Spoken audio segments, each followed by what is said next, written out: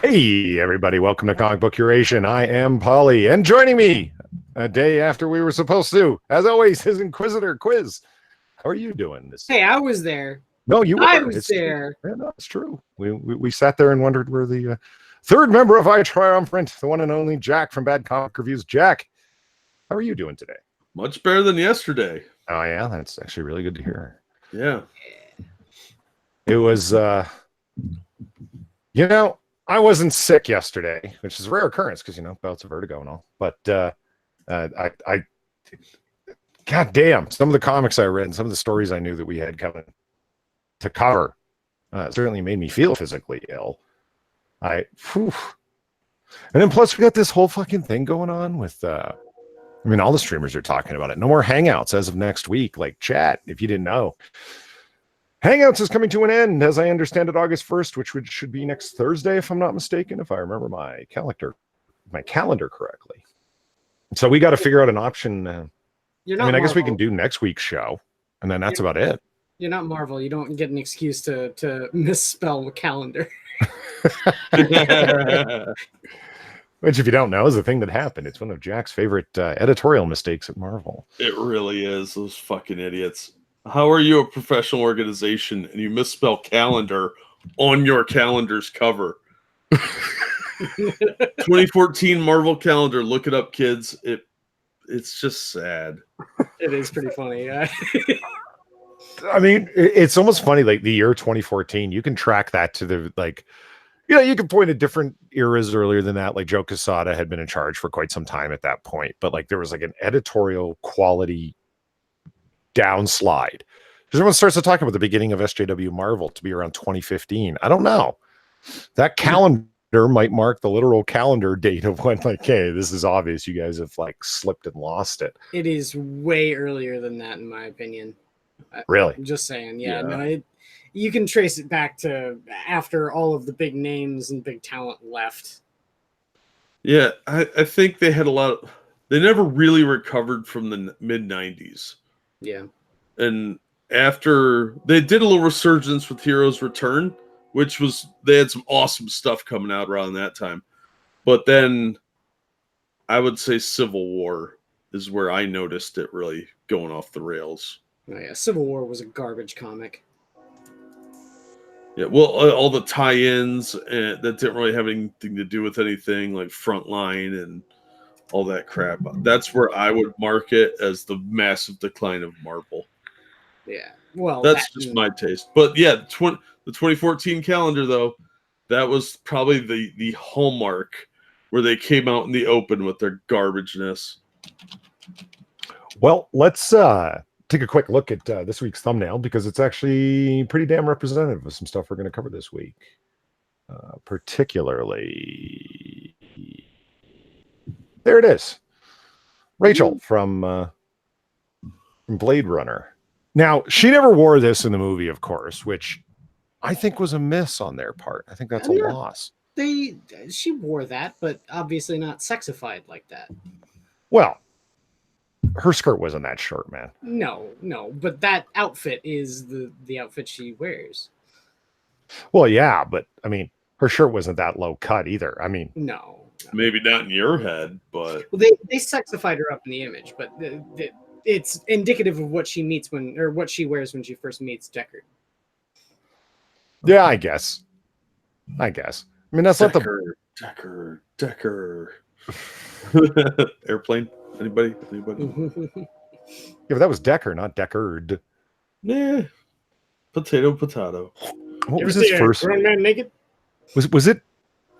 Deckard was the captain. He was Stryker. Yes, Stryker was the. Decker was Robert Stack, right? Yeah. Okay. I think so. Remember when Robert Stack steps into the HQ for the airport, like the control tower, and he's like, "Let me tell you something," and he pulls off his aviator sunglasses, and he's got another pair of sunglasses on underneath. Look at that headline. There's a sale at Penny's. That movie's silly. I've always wanted to go back and look to see how that movie did upon release, like at the box office. Everyone talks about that film, but was it actually a success at the time? I'm curious. I don't know. Let me Good check. question.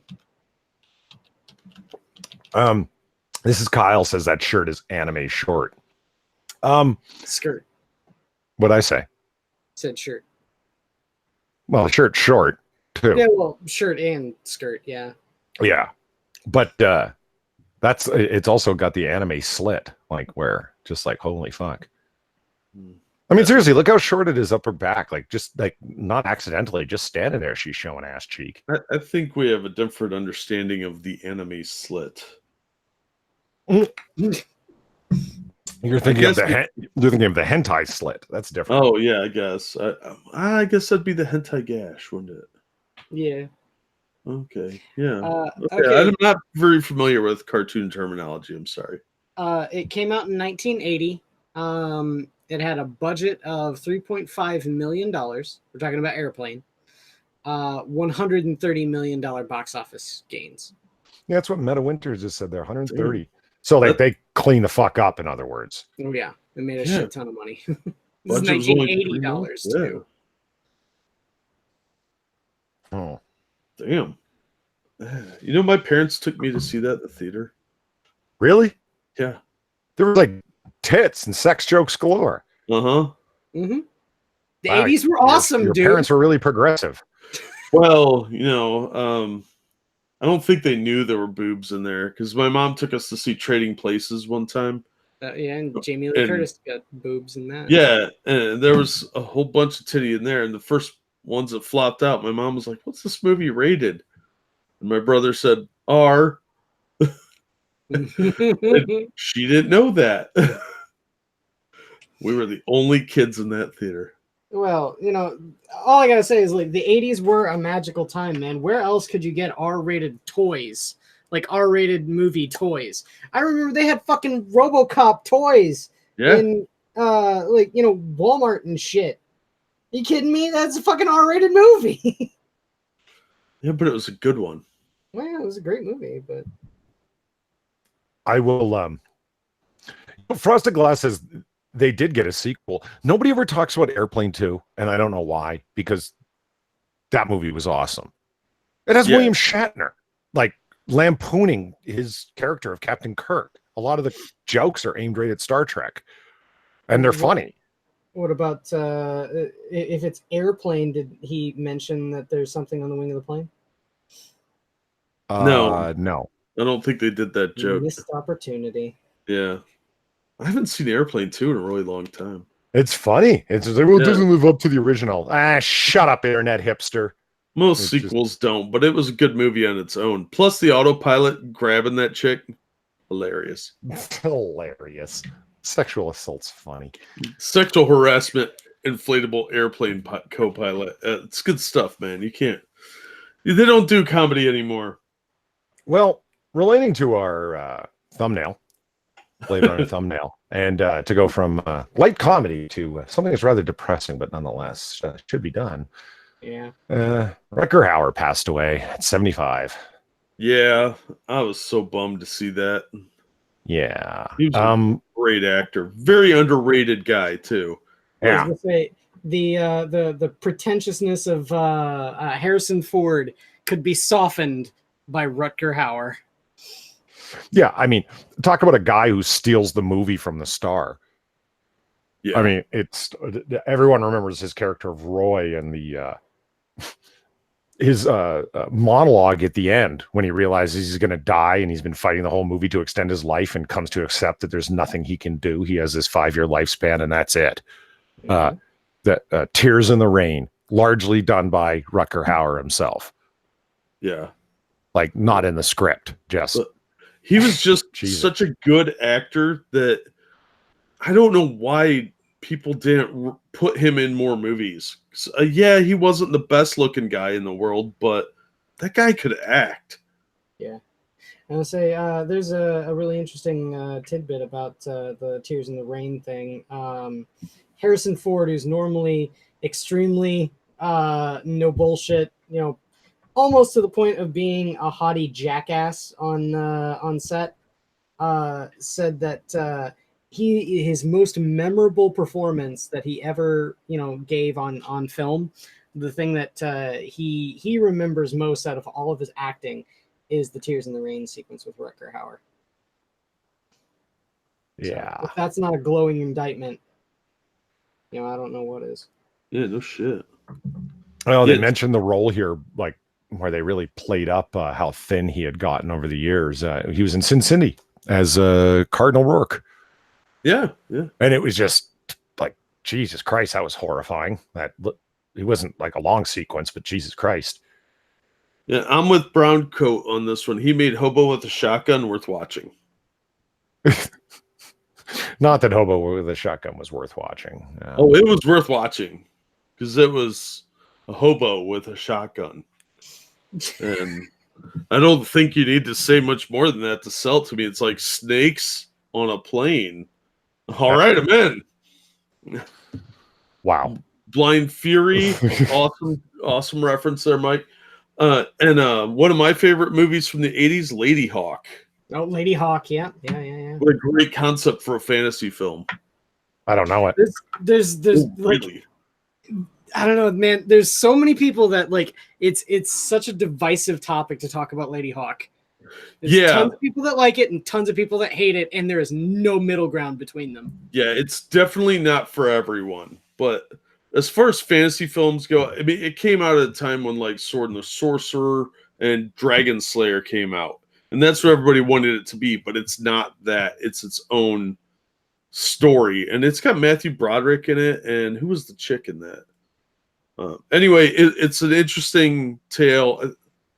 I recommend checking it out, Polly. I don't want to ruin any of the twists and turns for you, but it's all one word. Lady Hawk, and the Hawk has an E on the end. Yeah, with an E. Okay.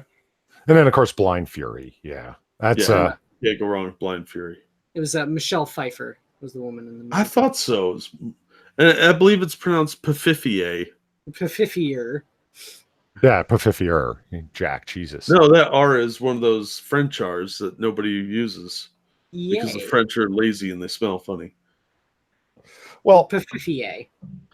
Frosted Glass Snakes with a Shotgun will be the crossover movie.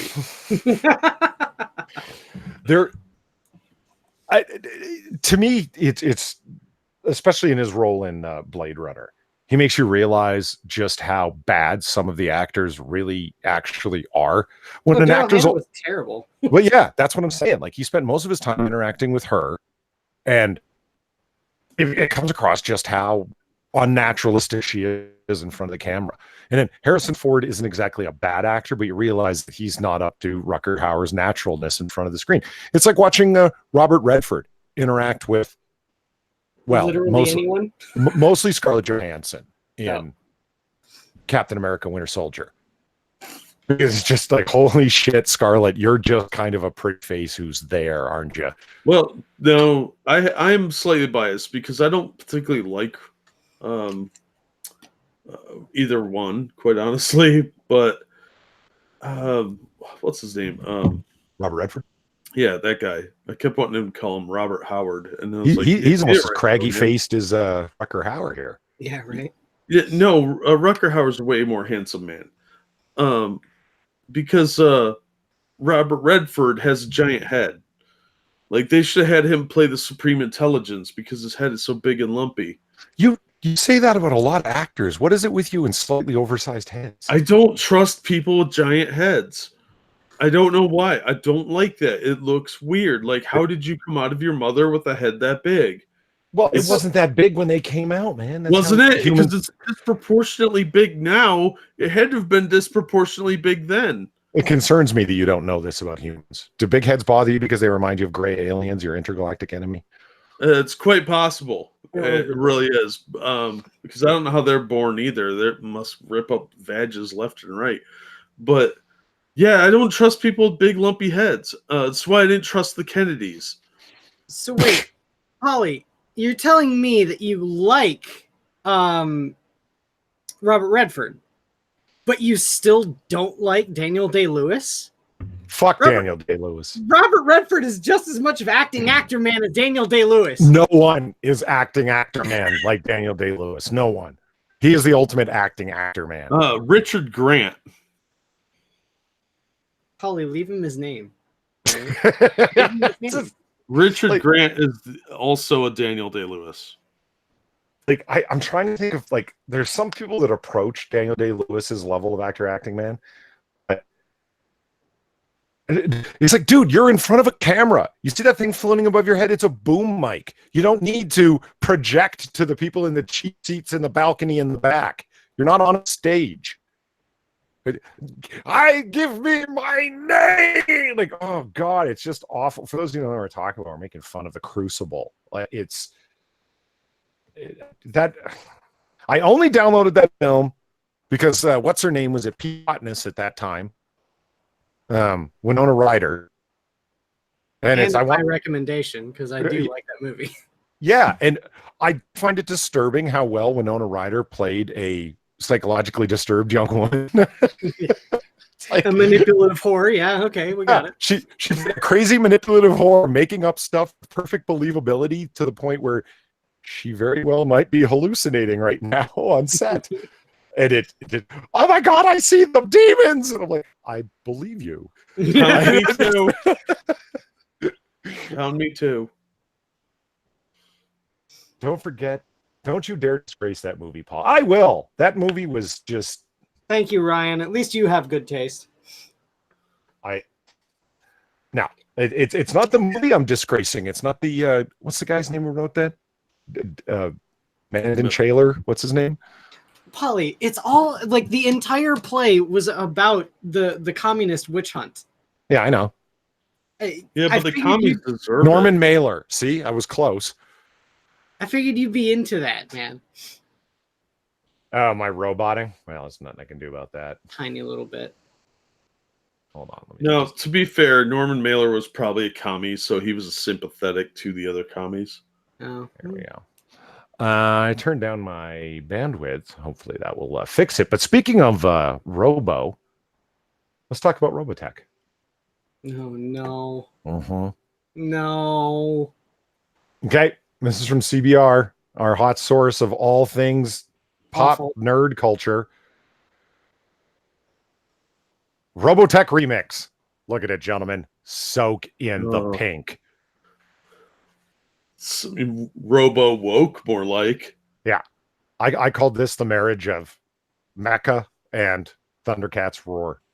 Yeah, see, like the anime face on the right there looks like Leiji Matsumoto's style. So that's okay, but if you look over here at the Veritech fighters, what the fuck is that? Like, yeah, they you know those popsicles with sometimes I call them rockets, whatever, the triple, the Bomb red, pops. white, and blue. Yeah, like they're going a bunch of. I loved them when I was a kid. And that's what they look like. They look like those red, white, and blue triple flavored pops on a stick, man. Okay, let's radical reimagining of the anime classic lands this fall. Yes. Okay. New York Times bestselling writer Brendan Fletcher will be penning a new Robotech comic series titled Robotech Remix, described as a radical reimagining of the sci-fi mecha animated classic. Fletcher will focus his story on the wake of the Invid onslaught and chart the journey of how the SDF-1 rises from the ashes. The news was revealed during SpamCon International in San Diego during the Harmony Gold's Robotech panel. Yeah. I was watching Red Letter Media's talk about all the things that came out at San Diego Comic-Con, and it's kind of like we don't usually do off the cuff stuff like this, but everyone's talking so much about what happened at San Diego Comic-Con. But their attendance is so down. Most of the people that are in the audience are industry people anyway, and they went on and just laid out, like, even these guys know what's going on with Comic-Con. It's just a promotion fest at this point. Yeah. It's a place where Disney goes to ram its new crap down your throat, and then everybody else shows up because the big kid on the block, Disney, is there. You know, Fletcher is joined by artist Elmer DeMasso, who deserves to be tarred and feathered and ride the rail out of town, who has worked on Robotech Voltron and Marvel Mangaverse and bringing this new series to life, which is apparently stillborn. Elmer DeMasso sounds like cultural appropriation to me. Of what?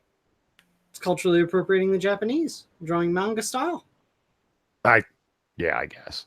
I've never heard of a Japanese guy named Elmer before. So Look at this art. That is probably the least of his transgressions. Okay. The series promises to take the beloved characters and fuck them in the ass with no lube. The iconic mecha to places fans have never seen before, following the results of Event Horizon. Okay, this cover looks better. Yeah, it's okay. It's far less pinky pink, but I did notice there's a whammons on the cover, so that's good. Robotech first. What the fuck happened to Rick? Rick Hunter is a cis white male. Well, I guess he's white. I don't know. You seem to think everybody in anime is Asian, so I guess let's not do that. His name is Rick Hunter, so I'm fairly certain that he's supposed to be a white dude. I don't know. Zelthor thinks that Ash from Pokerman is a white guy, but then everyone else thinks he's Asian, so I don't know. Anyway, Robotech first aired in the U.S. in 1985. For many, it marked their very first experience with anime. And their first sign of anime titties, which would go on to a long life of degeneracy. The original 85 episode show, produced by Harmony Gold USA, revolved around humanity's struggle against a wave of alien. Yeah, everyone knows this. Okay, this looks okay. What's with those sample images? Trotty. Dana Sterling. Oh, it's supposed to be the Sterling daughter. Yeah. Titan Comics. Excuse me. My throat there. Titan Comics will be publishing the series, bringing Robotech Remix #1, which is set to release October 9th. It will be available for pre-orders, blah, blah, blah. Blah, blah, blah. Macaulay Culkin wants your Gritty Richie Rich reboot pitches. I don't know what that means, and I'm afraid to find out. That's a little... Damn, Mac. Does Macaulay Culkin own the rights to Richie Rich? Because I doubt it. I think he's just fucking around online, and this is CBR. They are absolutely desperate for content, right? Yeah. Did Thanos' snap affect the undead and set up Blade's return? Go to hell, CBR. You guys are just... I'm so sick of hearing about Thanos' snap. Just fuck that. You haven't even seen the movie. You don't get to complain. Oh, no. I don't need to see the movie for that shit to be completely shoved down my goddamn throat. I think it's only fair if we find out what happened to Crackle and Pop. Awful. Yeah. Boo. Anyway, what should we go with next? I'll give you gentlemen's a choice. We're going to talk about something woke, something stupid, or something infuriating. So for the same thing. Yeah, woke, stupid, or infuriating. Let's go with a woke. You want to go with the woke? You want to dive into it? Yeah. Well, here we'll pick the light woke first. No, we can't do it in that order. Oh, here, this is woke. Here, we'll go with this.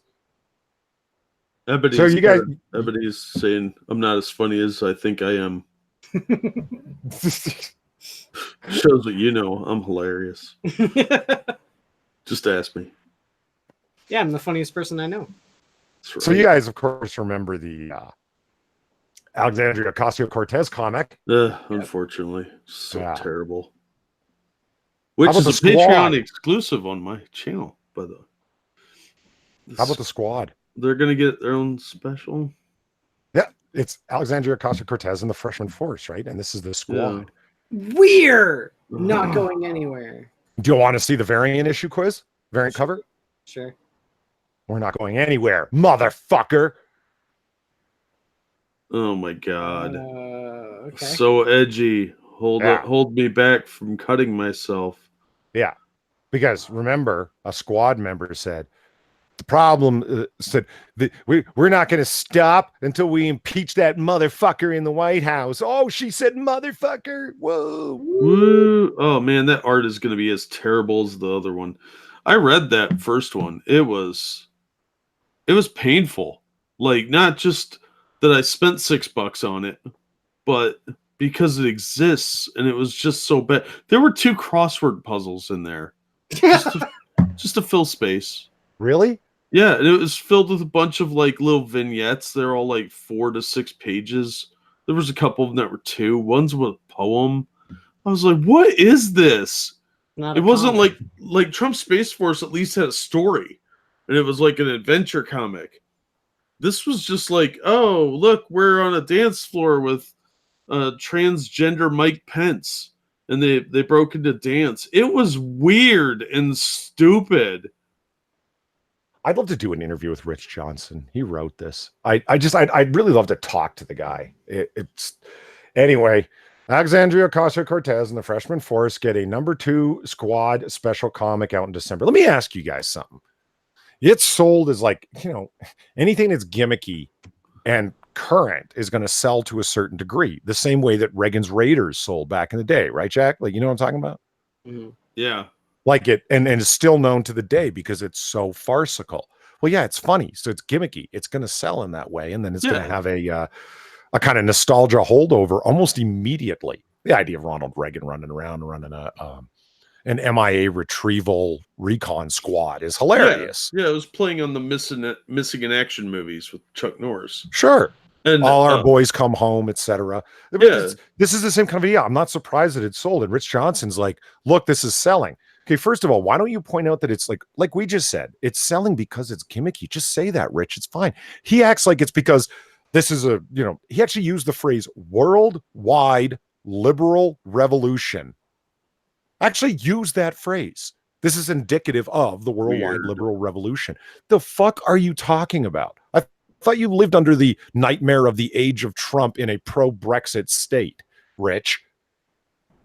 No, now he lives under Boris Johnson. Yeah, and well, the nightmare is real now for this guy. For those who don't know, Rich Johnson's off in the UK, but it's like, anyway, this guy fucking bugs me because when you talk about like Comicsgate comics, be it Cyberfrog or anything that Richard Myers put out, they're quadrupling or more the sales of anything that these crap comics you say are so great could hope to achieve. And all you've got to say is negativity, and they're busy selling hate. Well, what the fuck are you selling? Promoting. Because don't act like you're not promoting it. You don't have a piece of this comic book, Rich. What the fuck are you doing? Well, that's just it. Like the Reagan's Raiders, that's what Trump Space Force is. I've read several of these comics. That one actually stands out because it was actually funny. It poked fun at Trump. Funny? Yeah, it was. I thought it was amusing. No, you're not going to bust your gut laughing or anything, but you're going to go, all right, I get it.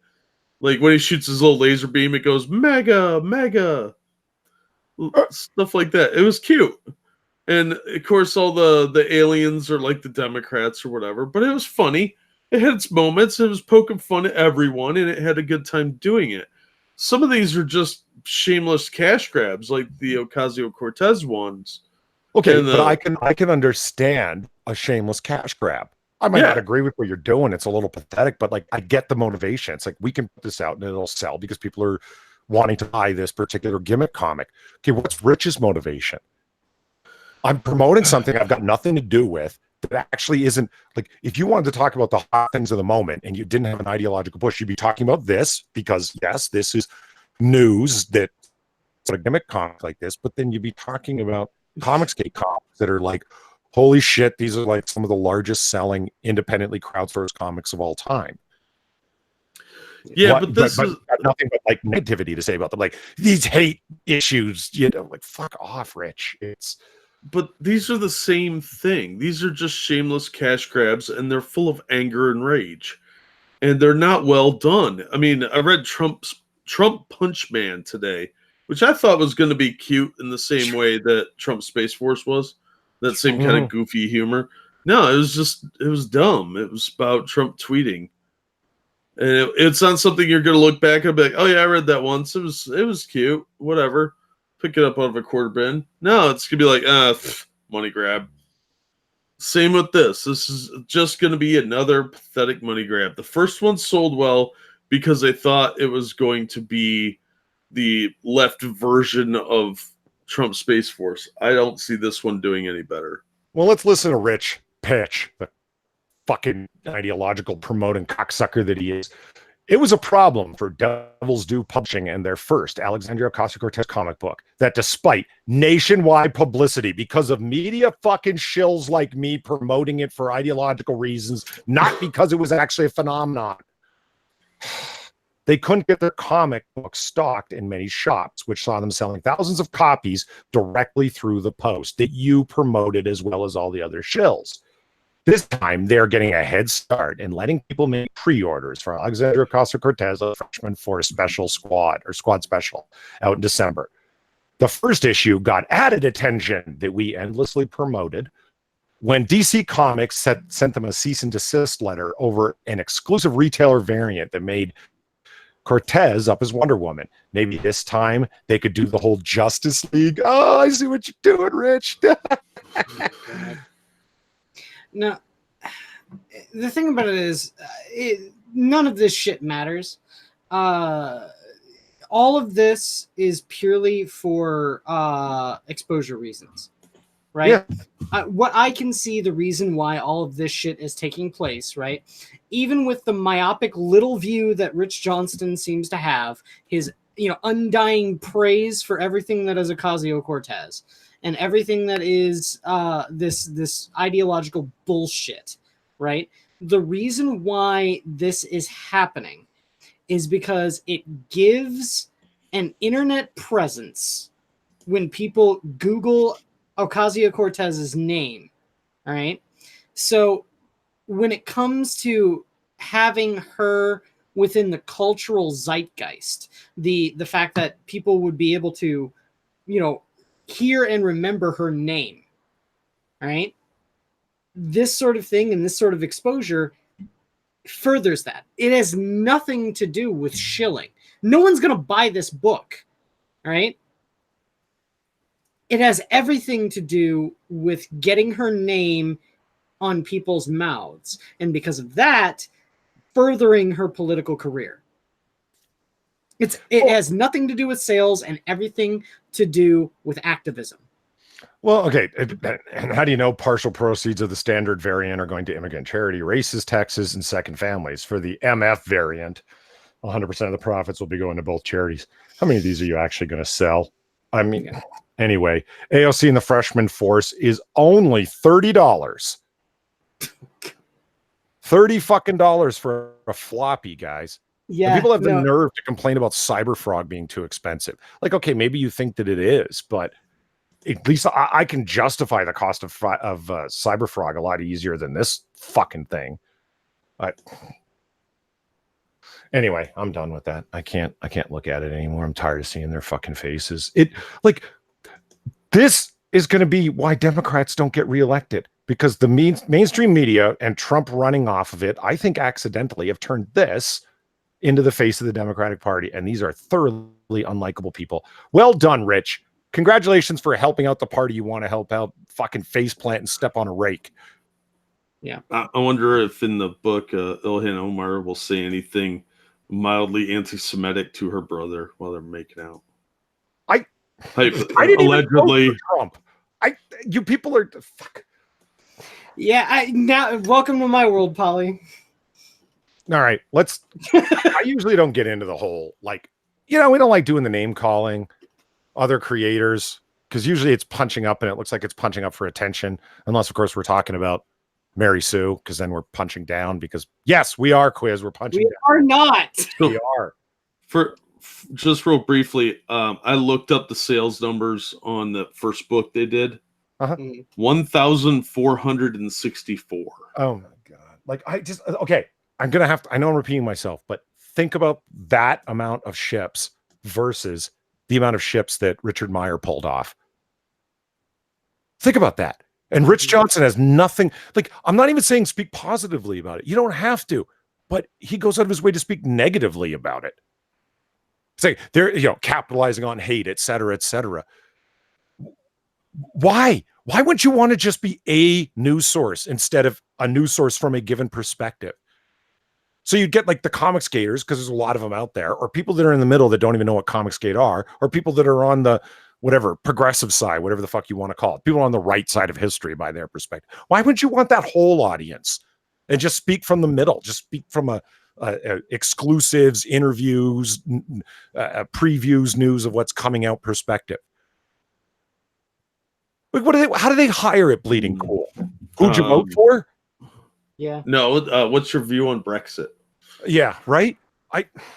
We did. Remember when we covered like whatever number of months ago that it was when Rich Johnson was stepping down as EIC's editor-in-chief at Bleeding Cool? Just like being self-founded.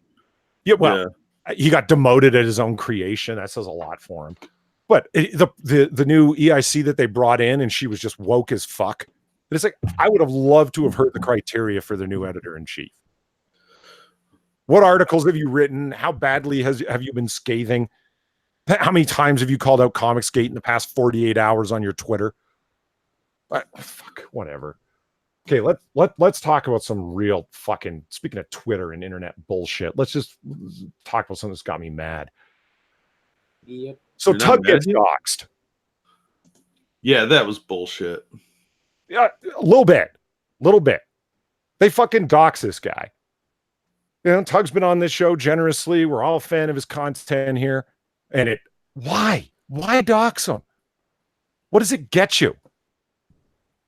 They get internet backpacks, which they hope they can cash in someday for PP touches. Right.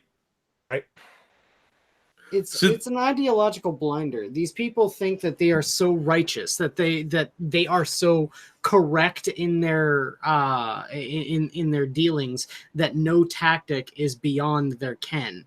Like, you know, doing something like this to Tug is natural because he's the enemy and must be destroyed.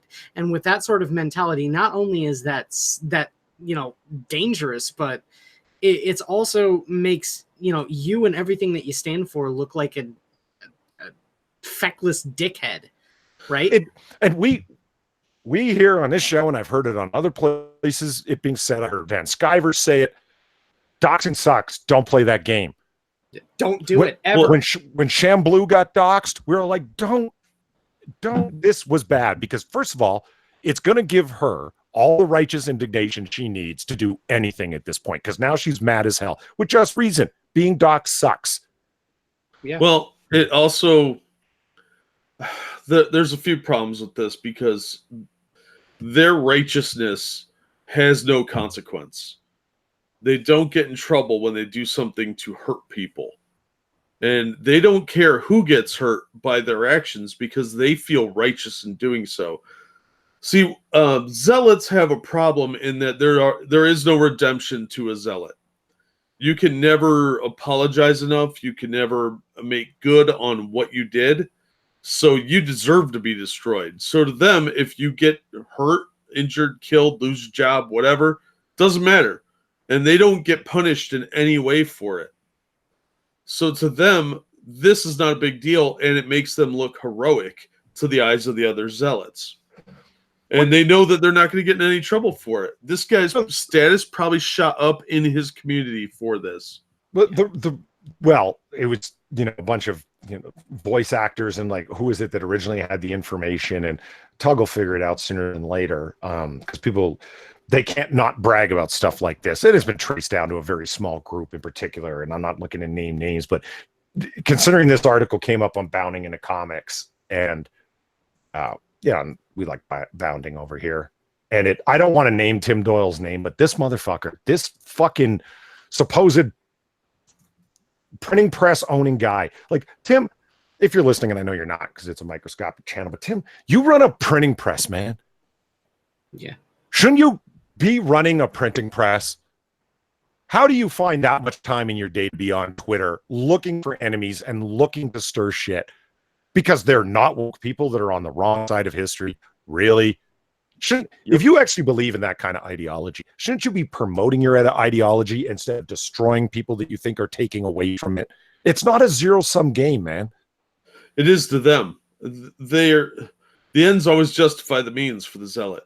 What? See, If you actually believe these things matter, like, you know, the IRL URL relationship, right? Online versus, oops, excuse me, hit my mic springs there. The relationship online and offline. You know, you got Renfamous, and she's like, I don't believe for a second that Peter Samedi actually got threatened or injured or damaged in any kind of way. 2 weeks later, he gets swatted. And all of a sudden now she's like, if you'll notice, bigots, I like words to the effect of, I said that this shouldn't be happening, and prayers to his family. It's called empathy. You should learn it. It's like, you were completely unempathetic to everyone's name and docs that were being shared out there. You said, what difference does it make? I don't care what's happening. Well, that's just it. That because they've never experienced any of the consequences for the actions they do, they don't think any of those things matter. Well, this is nothing to them. They don't care if you die or not. These are not normal people. These are psychopaths and crazy people. They're mentally unhinged. I think that they have a very poor relation to, I'm not willing to call them unhinged. I don't think a sociopathic, unhinged person can run a printing press properly. I do. I really don't. These people aren't stupid. Tim's not a dumb guy. He's just a guy caught up in his own ideology to the point where he doesn't understand what he does online has consequences in the real world. No, it's not that they don't understand. They understand perfectly. They just don't care. They don't care what happens to the people they're attacking. If somebody got killed, they'll be like, "Nah, he was a bad person anyway. Damn Nazis." Well, let's read what he actually did. So just talking in and around it. Print shop owner Tim Doyle, who has a history of harassing Ethan Van Sciver, diversity in comics, and even targeted Mitch Breitweiser, has a new target. YouTuber That Umbrella Guy, or Tug as we call him.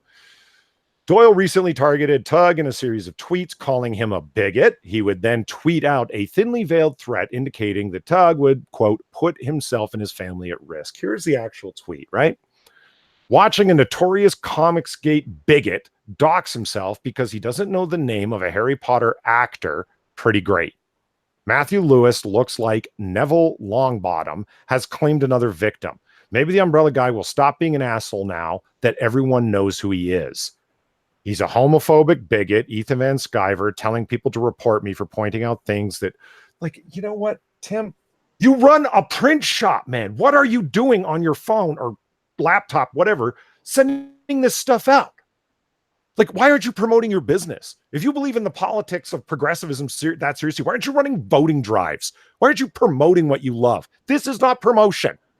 This is just attacking fucking people over and over again.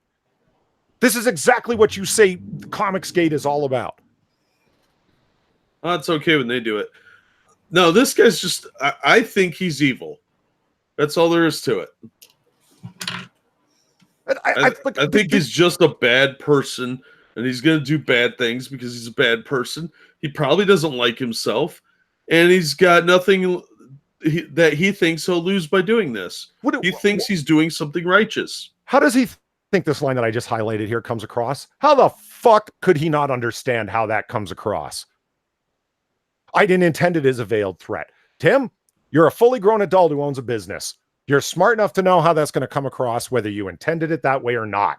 It doesn't care. They play these little games because they don't give a fuck about how much they hurt people. They don't care that Tug's got a family, that he's got one kid now, maybe two, whatever, and he's got another one on the way in like a week. Yeah. They don't care. They don't want him reproducing. They think that he's a Nazi, and that makes them the holy righteous warriors going down to some crusade.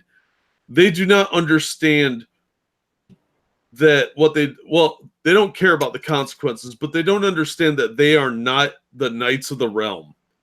They honestly seem to think that this is a sort of a holy crusade that they have to go on to free the masses from these evil people with different thoughts. They're just bad people. Okay. Cynical Lindsay says, I agree with Jack. People like Tim Doyle are cold-hearted psychopaths who have no sense of empathy whatsoever because they're psychopaths. You know what? Maybe. Like Marge Harris says, the rubber band always snaps back. It'll catch up with them eventually. Yeah, but that's my fucking problem. Maybe, okay, I don't know. He's fucking crazy. He's not crazy. Maybe he is. Maybe he's just a high-functioning psychopath. Whatever. The point is, when the shit snaps back on them, they're not going to see it as a snapback. they're going to go out there and say, oh my God, can you believe these racist, bigots, sexist, homophobes did this to us? Like whatever it is, swatting. Yeah. Why are you playing this fucking game? They'll use it for victim points all day long. But Frosted Glass is right. When you dehumanize the enemy, you can do anything to them. That's absolutely the point I was trying to make, is they want to destroy people, but they don't see their enemies as people, or as at least people worthy of redemption, because to them, they can't. You can never be redeemed once you've been labeled as the enemy. You will always be evil to them. They are always the enemy.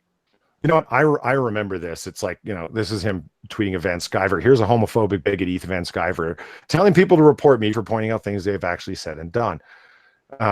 Ethan keeps saying he's not a homophobe, blah, blah, blah. Look, we have this screenshot, we, us, our. Yeah, it's you and an entire posse, Tim. Fuck. Doyle would eventually admit his attacks on Van Sciver were purely because he's a Donald Trump supporter. I remember that tweeting back and forth. I don't even need to click on the hyperlink because it was so fucking memorable. Someone said, what proof do you have that he's a white supremacist, or what proof do you have that he's a Nazi? One of those two questions. His response was, he voted for Donald Trump. Yeah. The People's Exhibit #1, or piece of evidence #1. That was it. Full stop. He voted for Donald Trump. Like, was that intended as a joke? Once again, you're an adult, Tim. You have to know how that comes across. It's okay to call everybody, or justifiable makes sense, call someone who voted for Donald Trump a Nazi. Tim, fuck. You live in Texas. So you couldn't spit on the street without running into someone who voted for Donald Trump in Texas. Well, unless you live in Austin. Well, that's what I'm saying. What does he live in? The most progressive gated community in Austin? Well, people like this see themselves better than the people around them, so he probably thinks that he doesn't need to talk to the yokels because they're just dumb old hillbillies. There's a great book that everybody should read called The True Believer, Thoughts on the Nature of Mass Movements by Eric Hoffer. It's written in the 50s, and it explains a lot of what we're seeing now. And I think that if you really want to understand the psychology of this, you should read that and Saul Alinsky's Rules for Radicals, because these people they're playing by a playbook, and they are, I think, very dangerous people. They're going to get someone killed, whether it's these anti-comic skaters, the Weeb Wars people. Somebody in one of these circles is going to get somebody killed, because we've already seen 2 swattings just in Comicsgate. Yeah, that was some unassociated loser that had nothing to do with us. Yeah, I absolutely believe you on that. And you know who's going to be the person who swats, like, let's say Tim Doyle goes after him, or swats Renfamous, or whatever, or attacks Renfamous in public because he or she recognizes Renfamous at a con because she's a cosplayer, or recognizes her at the grocery store, whatever, right? It's going to be a fringe person from Comicsgate too, not someone who's representative. Fuck people. Why are you playing this game? Because to them it's just a game. It's a righteous game for them. This is a holy crusade. It is a religious fervor to them. They are burning the witches. And look at this. They don't care who they hurt. This is what fucking kills me. Not to spread his docs any further, but they're so fucking out there right now, and everyone listening to our channel has got no hate for has got none but love for Tug. So whatever. It's like he doxed himself because of the Harry Potter actor who happens to share the name Matthew Lewis with him. And it's like, really? That's your backtracking? That's your defense? Prior assassin, how exactly did he dox him? A fake account was set up on Twitter, and the name was sent out, and the name was changed to Tug's name, and Renfamous retweeted it, and they're both playing like this little touchy-feely game back, like, hey, we're totally not doxing, we're just repeatedly sharing his name over and over again in reference to him, and my middle initial S, which is also Tug's middle initial, but it stands for Savage, which is somehow related to Tug's wife, like, who knows, like her family somehow or whatever. Like, I mean, there's no reason, like, I mean, Tug talked about these things in his video. That's why I know them and repeating them here. But well, like BG said, this whole thing just angers me. I remember watching Tug stream, and he was so righteously mad about it. And I understand that. It's like half of it was like defensive threats. Like, you fuckers want to come to where I live, come. It's not like I'm not capable of defense. And it's like, I hear you, but like, just that he's even thinking about the safety of his family right now, just you have to. I mean, look, you do, but that he's having those considerations galls me. Yeah, this is appalling in a first world country. This is shit that happens in like Somalia.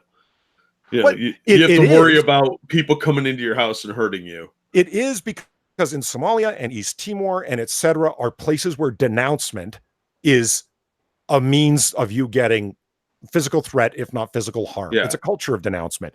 And this is what, like, I mean, here's another bigot. Here's another homophobe. Oh, this guy's a racist Nazi.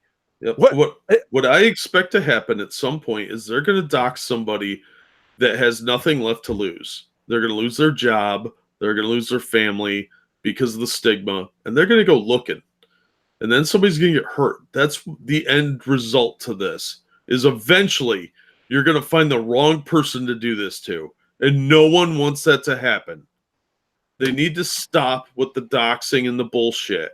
There's a line you can cross where you push somebody that might already be slightly unhinged and you push them a little too far. And no one wants to see that, but they don't care about consequences. Oh yeah. Okay. Here's the thing where it matters. And then I got to stop talking about this because this bugs me and I don't want to say his name anymore. My money is that he, Tug, will double down and put himself and his family at risk by being even more of a harassing asshole. And then the cops will have to get involved and jobs will be lost. There is a sadly predictable arc here. Yeah, Tim, and you're part of the arc. You are part of playing it. My money, he'll double down and put his family at risk because it's an inevitability that what? Somebody that agrees with you is going to come after you because he continues to talk about how a legal case involving Vic Mignogna and Comicsgate, that comics are being written with progressive politics and the stories are shitty and the art's going downhill. And these are reasons that he should have his family at risk. They would ruin someone's life over cartoons and comic books. Give me a fucking break. Get a fucking hobby, people. How do you, but this is just it. I remember watching Tug stream when he was ranting about this and justifiably ranting about this. And people were saying that you need to get a hobby. Tim has more than a hobby. Motherfucker has a personal fucking business doing exactly what he wants to do. Running a print shop. Aren't you busy enough, Tim? I've got a day job. I don't have time to be on Twitter talking Comicsgate all day. Go check my Twitter. I don't. I don't have a day job and I don't do that because I have other shit to do. Which, by the way, if you'd like to support me, there's my Streamlabs. You know what? That's a good enough break from it. I'm done. No, dude, everybody's mad about this, and they should be because it's bullshit. And the more they do this crap, the more it makes them look bad to normies. But at the same time, they don't experience any consequence for it. And if they do, it's proof that they're right all along, because the bad people are now coming after them for being right. Know what I mean? They got to spin it. And that's how magical thinking works. You have to make connections to justify everything you do. And if you do something that's wrong and evil, well, it's obviously somebody else's fault. And they do not believe that they are the bad person. Yeah. All right. So, okay. Well, we're on some woke shit. I told you this week would be the rage stream. Mm-hmm. Yeah, but when we were saying that last week, this bullshit hadn't happened yet. Just got a double rich midnight black pill. Like, fuck. I took a double dose of black pills this week. Hey, Gutenberg, what's up?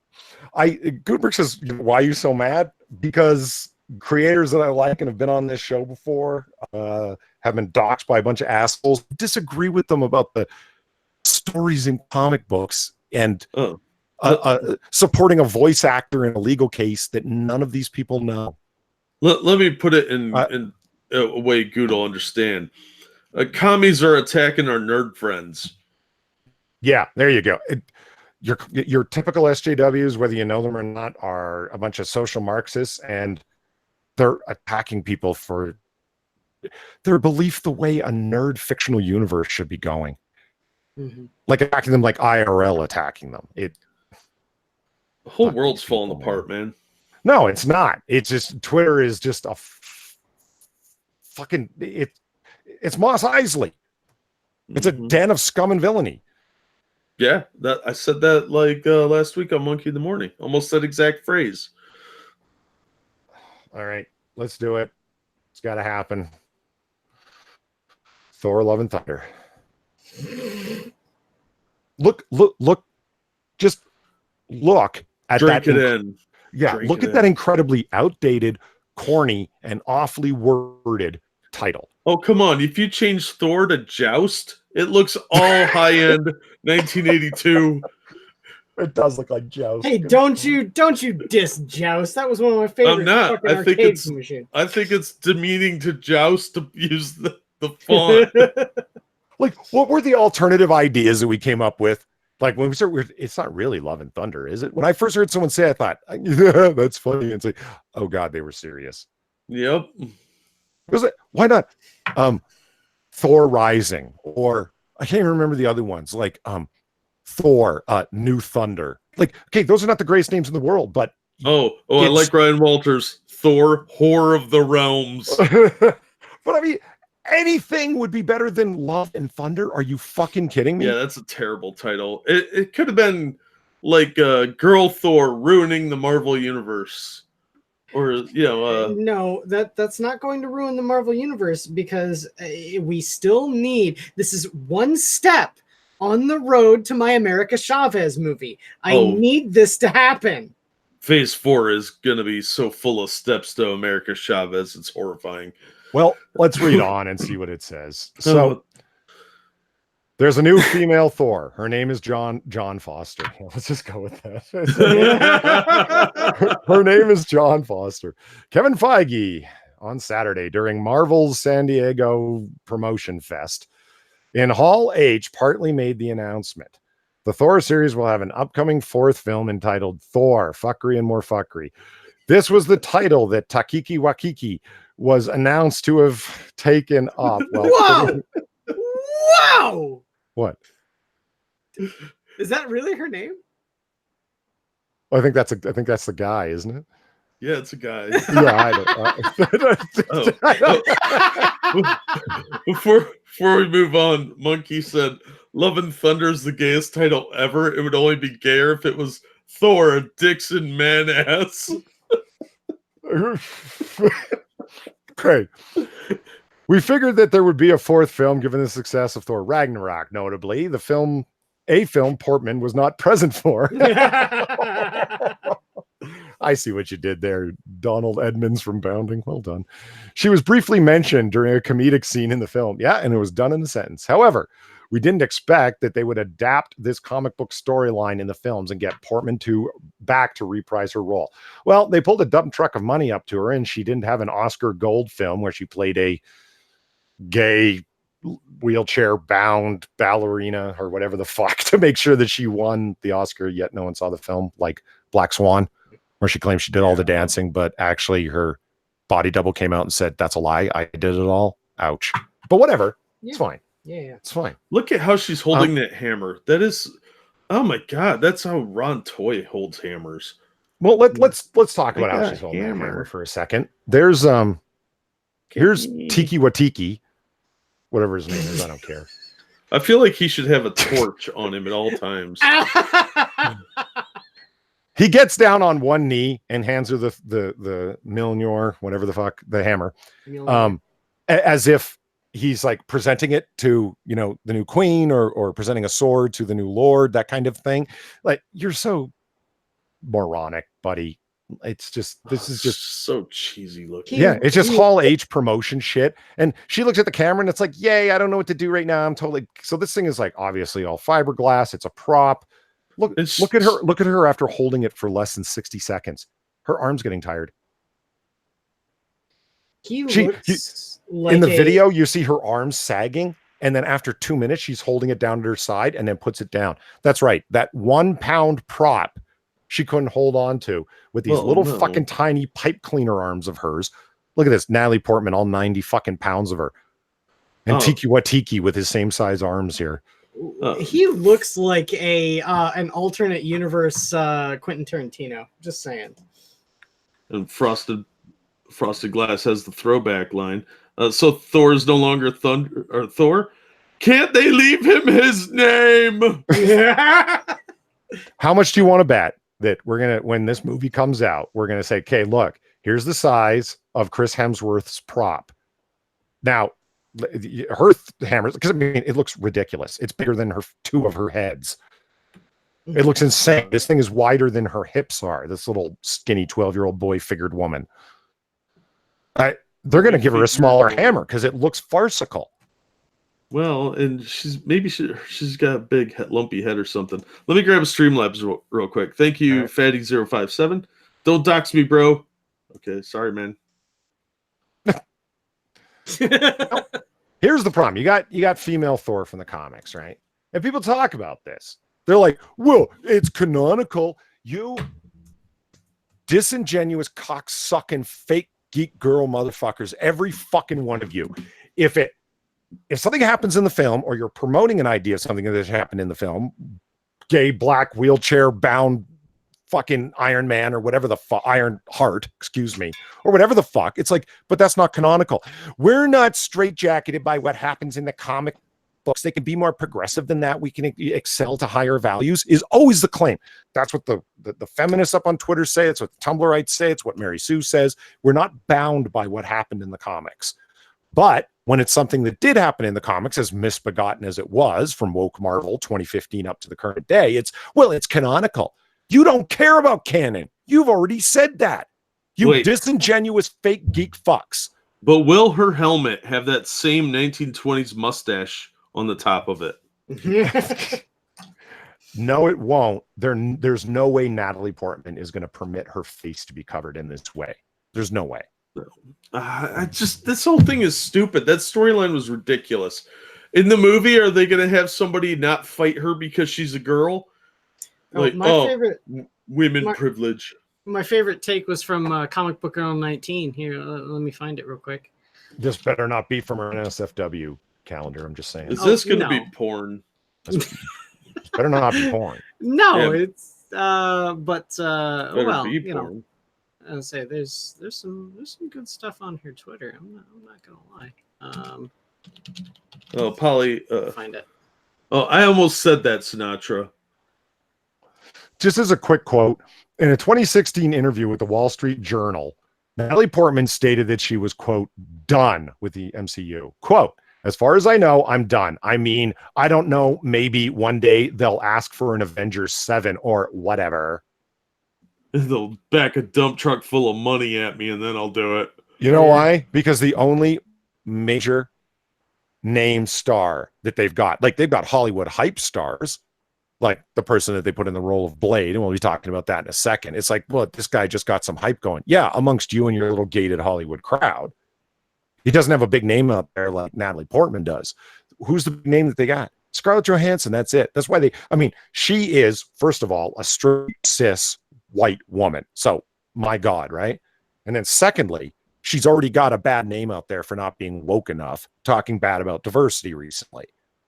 But she's the only big name star that they have in Phase 4, now known as Phase Bore.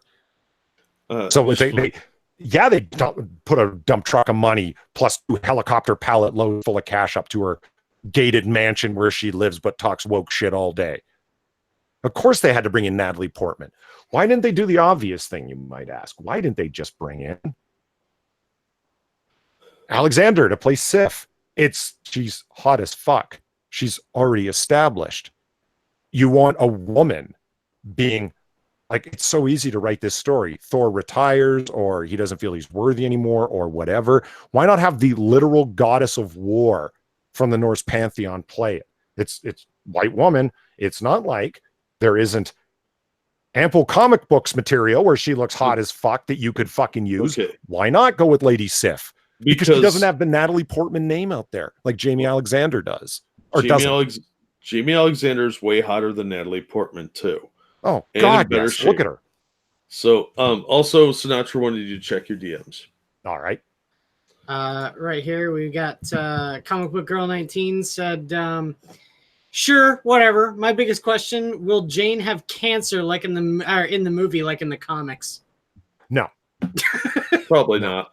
For those of you who don't know, Jane Foster in the comic, like that's how she, part of the story of how she came to have the power of Thor, the mantle of Thor, is that she was dying of cancer and took up Thor's hammer, which healed her. I wasn't presenting on me the whole time. Yeah, here, Sif, goddess of war. Like, that was actually look how hot she is. That was actually the only interesting part of that storyline, was that every time she turned into Thor, it undid her chemotherapy. Right. But it was such a terrible idea that they dragged out way too long that everybody hated it. It was stupid. And the whole like feminist agenda nonsense. Give it up, Marvel. You suck. Stop making poor decisions. I hear you, but they need big names to champion their new phase, right? It's the same reason that they like why Scarlett Johansson for Ghost in the Shell. It's like she's not a Japanese woman. They need somebody with a huge Hollywood name to get people to dump money into it. Otherwise, Ghost in the Shell wouldn't exist as a live action film if they hadn't put someone at or immediately below Scarlett Johansson's star power level. No studio is going to dump dozens of millions of dollars into production without a major star behind it. And it's same kind of thing. It's like we need to promote the shit out of this. Who are the major stars with big names that we've already had that haven't been in 100 fucking films? Oh, well, we could do female Thor. That was a thing in the comic books recently that everybody hated. Everybody but Tim Doyle and his crowd, which they thought was totally woke, though they probably didn't buy the comics because we know from the shipment numbers few people ever did. Sif, she's hot. She has a great accent. She looks sweet in the armor. She's fit as fuck. I mean, there's the fit thing. You can't point at Jamie Alexander and say she doesn't look like a warrior woman. She absolutely does. Yeah, Assassin makes a good point. What, no Beta Ray Bill? Yeah. I want a horse skull alien guy. Dude, I would watch that before Girl Thor. At least Beta Ray Bill was badass. Like maybe he finds a hammer at the forge or something, and Peter Dinklage gives it to him, and he's like, "Here you go. I found that in the trash." And Beta Ray Bill, awesome. Even Frog Thor, I would rather watch a movie about that. But no, they got to go with Girl Thor, this most controversial, angry, nerd enraging storyline they could have come up with. And they're like, we got to get woke, yo.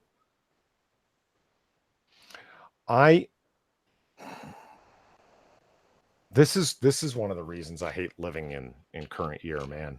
You know, I don't think a lot of people realize it. Maybe you live in interesting times is classically meant as a curse. That's the intention.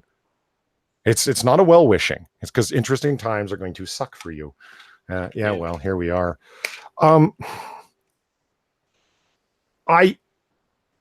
Sinatra just hit me up in DMs with a story that somebody else tweeted at all of us, and I forgot about it, and I'm waiting to block this video before it starts here, before I share the screen, because okay, I don't even want to talk about this whole story because I've already raged enough to, fuck this. From the UK Independent. Now that we've got a female Thor, let's topple every pale, male, and stale superhero character we can. You're white. Yeah, well, not only that, the movie isn't even fucking out yet. Yeah, I don't want to move beyond that. You're white. Shut up. Be righteously indignant if the movie is successful. When it's not, and we can all laugh at you, then we can tell you to go fuck yourself. So, well, they're making Thor a girl. They're making Captain America a black guy from another shitty storyline. What do you want, people? Just tell me, okay? Just tell me. You hate white people. I get it. Make some good characters. Like, this is an opinion piece that gets published in the Independent, but it's like stealing a few spots from original characters at the front of the box office race is not only positive. Go fuck yourself. You're white. You're white. I can't say it enough. You're white. Okay, you are a fucking hypocrite for occupying a space, taking a platform that could be occupied by anyone other than you, Whitey. You're a hypocrite. You're taking a POC's platform. Get out of the fucking way. No, these people are self-loathing white supremacists. They think that you have to give over the mantle of a white character to a black person, and that's not racist because they didn't earn it. Give me a break. It's like Captain Marvel, Brie Larson. I didn't want to hear from some white dude who you're white. You are taking a role from a black woman who could have had that role. You're taking from an Asian woman, from anybody else. You're white. Shut up. Every time you open your mouth, the position I'm privileged enough to occupy, get out of the way or you're a fucking hypocrite. You're exercising your white privilege. To do what? To speak on behalf of the weak. Okay, you're a fucking racist. You consider black people to be weak who need your white knighting to survive. Get out of the fucking way. Angry Polly is the best Polly.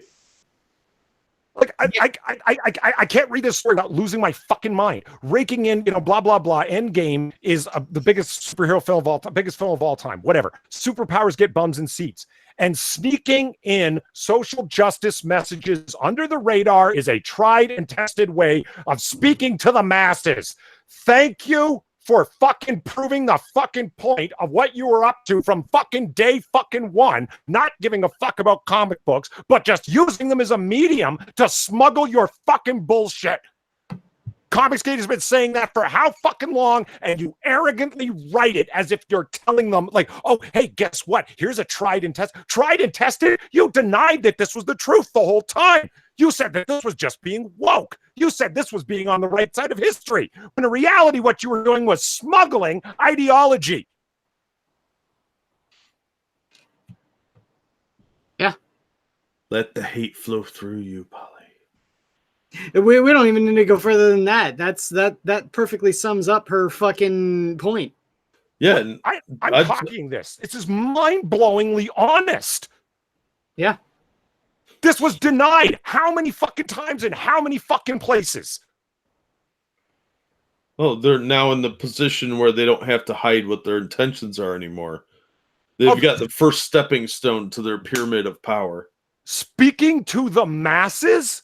What do you run, a political re-education camp in the Soviet Union? What the fuck are you talking about, Whitey?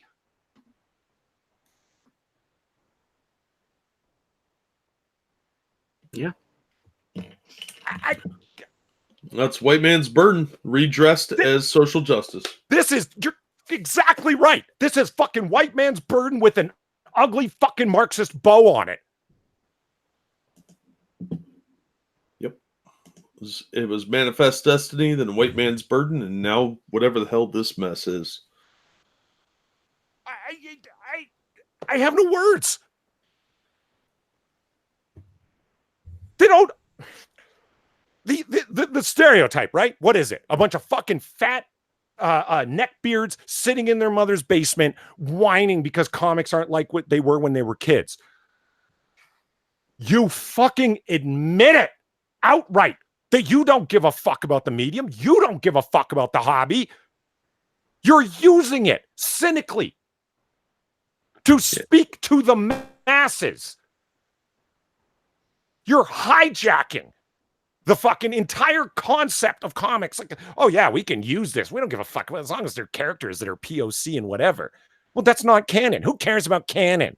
Okay, well, we're going to put a female Thor. Oh, that's awesome. It's canon. Why? Because you read it on the Wikipedia page? You side head-shaved whitey fake geek fuck. These people are sick, man. You wonder why it's like, oh, you're trying to gatekeep. Gee, I wonder why we're trying to gatekeep. For people that don't even want to be in the community. You don't want to talk about comics. You don't want to talk about lore. You don't want to read comics. You just want to use them cynically for your fucking re-education of the masses purposes. If Westerns were big right now, they'd want everything to be fucking the female frontier hero. Yeah, they're turning comic books into chick tracks. And you don't. I've been joking for about 2 years to you, 2 years now, Inquisitor, about Protect 40K because it's coming for you. Yeah. Okay. They got a live action show in development right now, right? Yep. Imagine how hard they're going to be pushing fucking female space marines when they never fucking paid attention before. Because it's another way to speak to the masses. Yeah. I would be really scared if they were trying to do a movie, especially in modern Hollywood. They're doing a TV show, which is just as bad. I mean, there's plenty of bullshit, mired in TV with social justice, but good Lord. And see right there, man, I can't get over reading just that one sentence. Superpowers gets bums on seats. Yeah.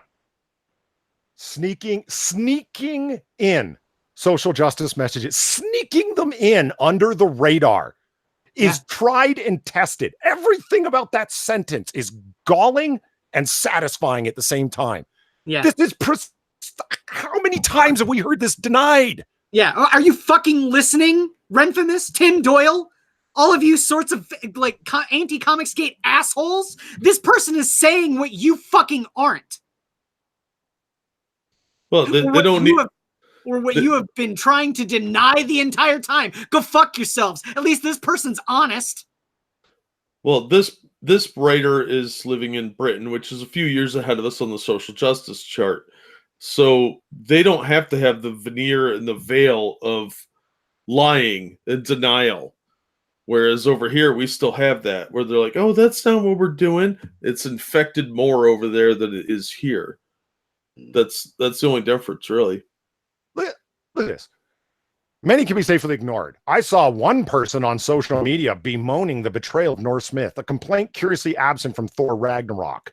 I'd love to know which myth has Jeff Goldblum swanning about an orgy spaceship. Okay. They had left Asgard behind at that point, retard. Did you watch the movie? Have you even read comics? Thor goes and gets involved on Earth. Which Norse myth has Thor in New York City? That happens all the time. The point is, when he goes back to Asgard, it's all about him returning to his realm, i.e. the place of Norse myth. You know what Norse myth didn't have? An Asian in the pantheon of gods, a black man in the pantheon of gods, played by Idris Elba, fantastic actor, by the way. You know what Wakanda didn't have? A bunch of people as white as you in it. Mm-hmm. Because it only ever goes in one direction, doesn't it? Why? Why would it only go in one direction about replacement of straight white cis characters? Because we're sneaking in social justice messages under the radar, because it's tried and tested that we get away with it when we're trying to speak to the masses.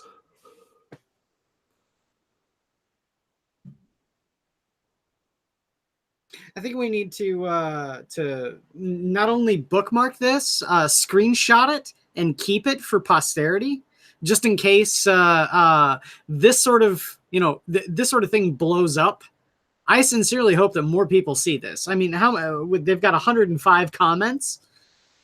That's kind of a lot for a stupid little article like this on The Independent. Oh, but I mean, every alt-right bigot, hateful, Nazi, homophobe, cisphobe, transphobe, Islamophobe, xenophobe shows up to tell the fucking whitey who's stealing the spot of a POC LGBT person, mm-hmm. KT Roberts, you mental patient. Look, you know what? Fuck it. The Guardian, right? What the fuck is it with UK press anyway? Anyone ever notice that? Fuck. Okay. Why Marvel's new leads are the diverse heroes the world needs, says you. Needs? Yeah. Needs? Why? Well, I'm willing to bet because it's when we're trying to speak to the masses. We know what the masses need. It's in their best interest that they're re-educated and have messages snuck into them. It's a tried and tested way of doing it. Yeah, especially when the message is social justice. The studio was slow to feature women and black actors in lead roles, but the latest raft of announcements is a hugely positive step in the right direction of history upon which this side we stand. Over the past few years, Marvel fans have met the word first a lot. Fuck.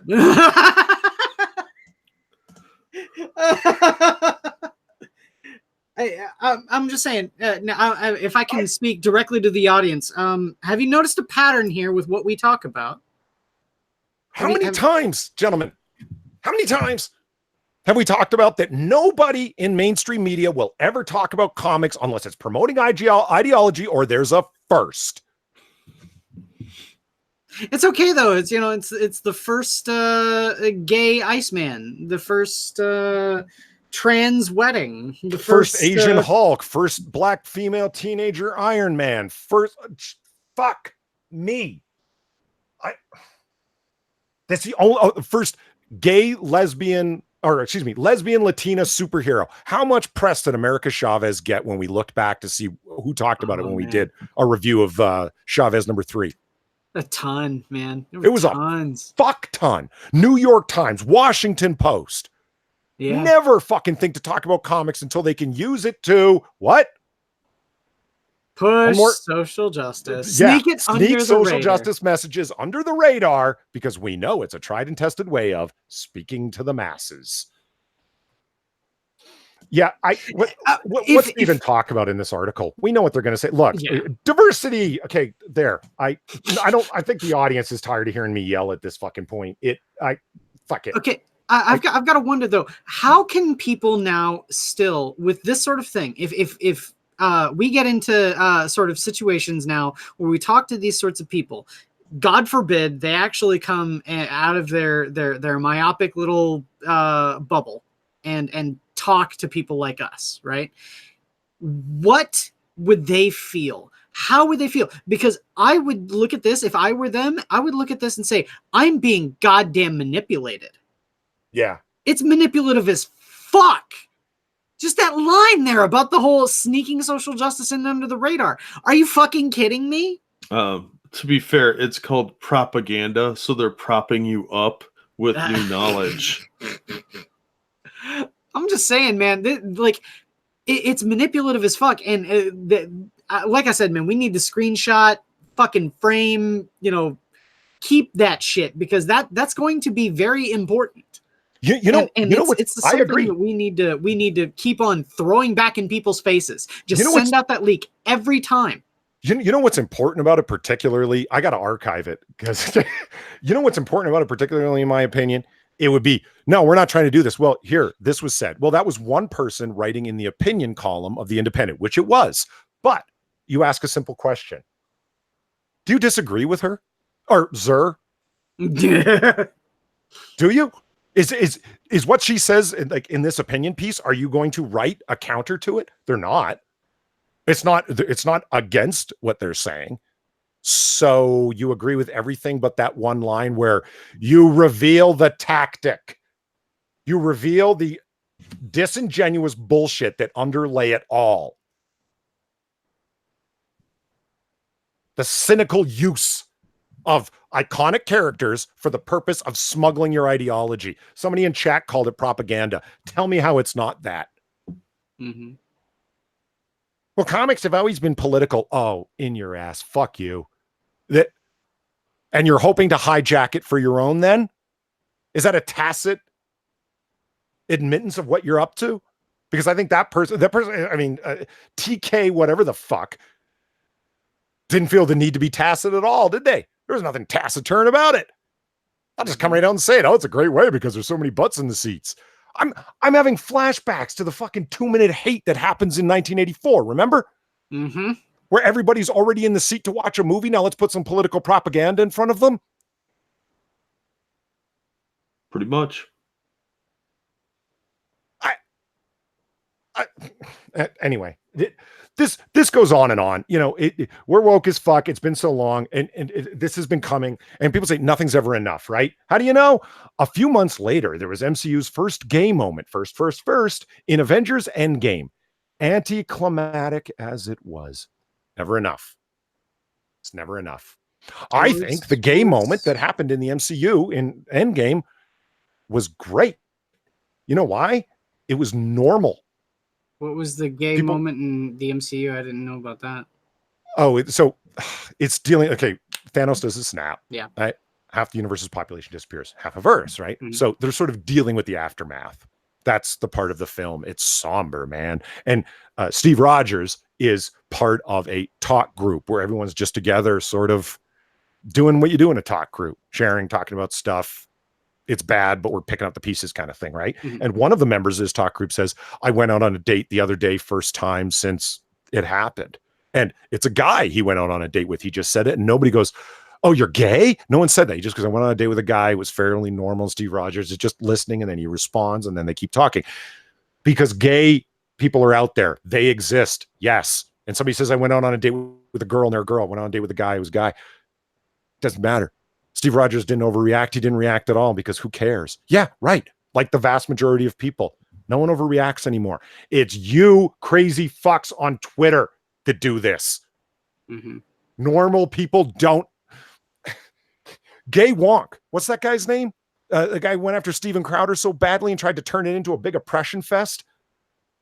Oh, Carlos Maza? Yeah, Carlos Maza. Something like that. It's guys like that turn they cannot talk about a story, cannot write a story, cannot be in a video without mentioning I'm gay because I'm gay. And I'm also a POC. So as a POC gay man, I feel that. Well, you know what that reminds me of, though, when somebody's like, oh, he's so stunning and brave. It's sort of like when they see a little kid do something exciting for the first time, like, oh, he's walking. Look at him, so stunning and brave. That's how they see the world. You're all a bunch of children that they have to shepherd. Well, let's be queer. Everyone's chats up on it. I didn't realize. I just typed that in chat. You can't say it. YouTube will shut us down. They'll shut us down, Polly. Well, I think everyone knows where I'm going to go with this and where this article goes. It's just shilling, it's taken 18 years for Marvel to realize that diversity is the ticket. What? No. Go woke, get broke. Get woke, go broke. Either way. Like, no, everyone's laughing at this. This is ridiculous because the best thing you can think to do is take the largest star power person that hasn't signed off from doing the films, Chris Evans, or hasn't been killed in the films, Robert Downey Jr., take the big names that still want to do it and put a woman out front. That had to be Natalie Portman. It's all actually very predictable from a promotional standpoint, except they're trying to remain consistent with the ideology. We must get to the past of reporting firsts in Hollywood diversity. Go to hell. You know why? You know why I'm telling this person to go to hell? Who wrote this? Hannah Flint. We must get past this point. Your entire career, you disingenuous person, is based on it. When you look up what this person, Hannah Flint, writes about, well, let's find out why Marvel's new leads are the diverse heroes the world needs. How Game of Thrones has got it in for people of color. Mood music. How a jaunty pop song can ramp up movie terror on POCs for a POC film. Jordan Peele's second film. I forget the name of it. Where are the scream queens of color? Are you noticing a pattern? Usually they die first. Yeah. Fantastic Beasts isn't racist, but J.K. Rowling should stop tweaking the source material. Incredibles 2 boosts working mothers at the expense of stay-home dads. This is all you write. It's your entire career to do this. We need to stop writing about this. Why are you trying to make your entire genre extinct? You lying. She's a freelance writer and editor for The Guardian. You're an editor? Christ almighty. That explains a lot. Mm-hmm.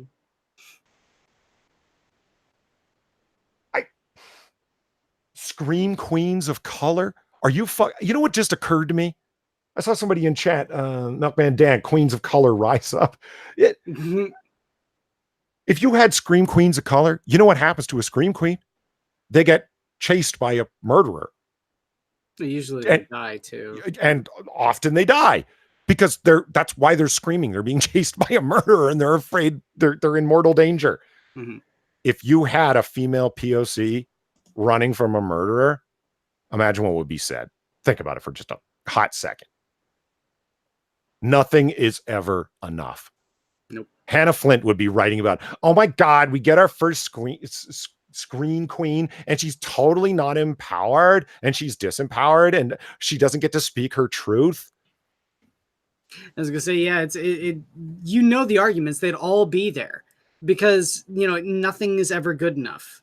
If you make the Well, I mean, like even Aliens versus Predator, right? The main character is a black woman.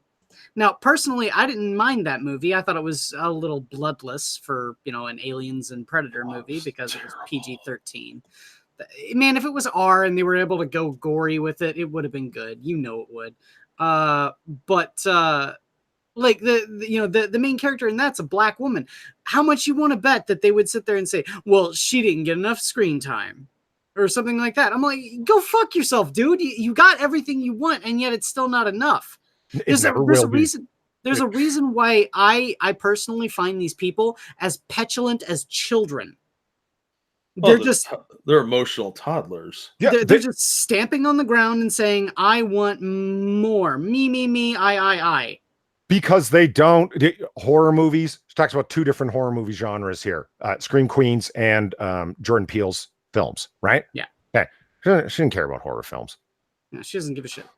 It's a way of speaking to the masses because they found a genre where they can sneak under the radar their social justice messages because the bums are in the seats for that. Yeah, horror films get bums in seats. Like I said, if it was a Western, be a woke old school hero. And you know what? If you want to do diversity, there's places you can do diversity. I've talked about, like, you want to do black cowboys? There were dozens of historically identifiable black cowboys that were gunslingers, that were cattle ranchers. You could do a black hero in the Old West. It was done for the remake of The Magnificent Seven and was done well and played very well by Denzel Washington. It makes sense. It's historically accurate. But when you get, no, we need them in Game of Thrones. On Valkyrie, and so Jane Foster could take over. Did it cure her cancer? Yes. Or is she still dying? She's fucking Valkyrie now. Well, actually, it's funny I put it that way. I was gonna say. She could be fucking Valkyrie because Valkyrie's gay now. Let's fuck it. Let's talk about this. I don't even want to talk about Jane Foster being Valkyrie in the comics. Fuck it. Valkyrie featured as Marvel's first LGBTQ main character in Thor, Love and Thunder. She's a lig butt in Love and Thunder. This is just fucking great. And this is a lig butt Love and Thunder. That is a sex move I don't want to see ever. I don't know. It's a better title than Love and Thunder. PG says, well, Jane Foster is now just plain cancer. Pretty much. Let's see. Let's get here's the scoop on a few things. If you haven't caught up on what's happened this weekend at San Diego Comic-Con, there's a reason why Jack came up with the title This Week in Woke for this stream. It was, I wanted to call it Black Pill something. I don't know. Anyway, it's well, yeah, she's LGBTQ, whatever. Fuck it, why not? Let's take some advice from our little friend at the Guardian. Okay, how about let's stop reporting on firsts? Just a thought. Yeah. Even let's stop reporting on the thing that I spend all my time talking about while denying that we're trying to smuggle messages. Like I actually give a fuck about comics or have even bothered to buy or read one. You know what would happen if they went to buy a comic just to get caught up, do some research, like, a journalist? Well, if they bought a Marvel comic, they'd be bored. You don't think they'd feel a little ripped off too when they saw the cover price? It's like, oh my God, these are $4 each. No. This is issue number 1. It's $8. Yeah. $8? It's a fucking comic. I thought these things were like $1.50. Well, you could buy these alternate comics. Oh, but where's the firsts in these? Well, no, these are stories, not message smuggling devices. I was gonna say you could buy the alternate comics. Oh, you mean the one that's headed by that Nazi that got swatted? Ugh. Yeah, that Asian Nazi. Buy Alterna. Anyway, this. If Monkey's still in chat, you want to talk about some gay imagery. Does it get more man butch gay or just twink gay?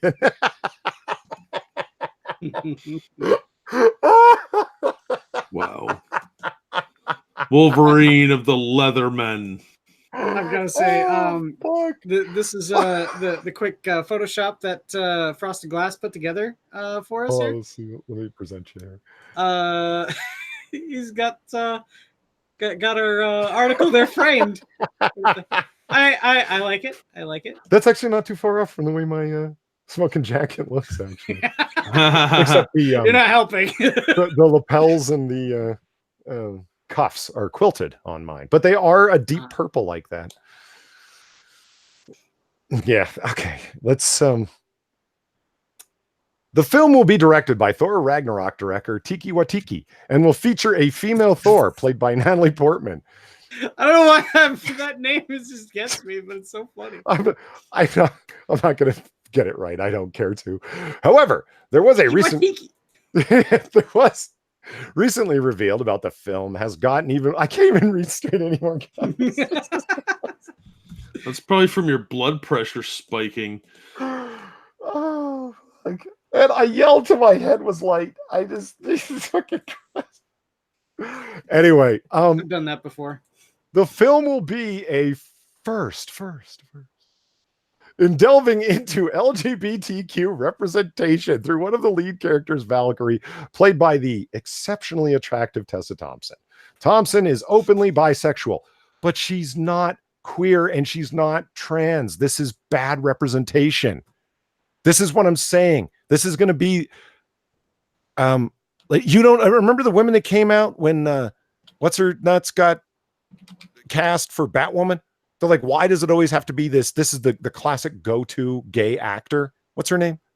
Ruby Rose. Ruby Rose. Thank you, Jack. Yeah. Remember the bitching on Twitter about that? Yeah. You know why? Not gay enough. Because they're never happy. Yeah. Why would they be happy? They get to see Batwoman, who has been portrayed as gay. Like she has been portrayed as gay, and at other times just extremely flirty with women, if not openly gay. So hinting at it, or you know what I mean? Like, yeah, she's absolutely been portrayed that way. Why would you be upset about her being portrayed by a gay actress? Because it's not about it. It's about sneaking in messages. We need a new first all the time, which we will then complain wasn't done right because we need to be sneaking in messages. It's got nothing to do with liking Batwoman. None of those people complaining even know anything about Batwoman.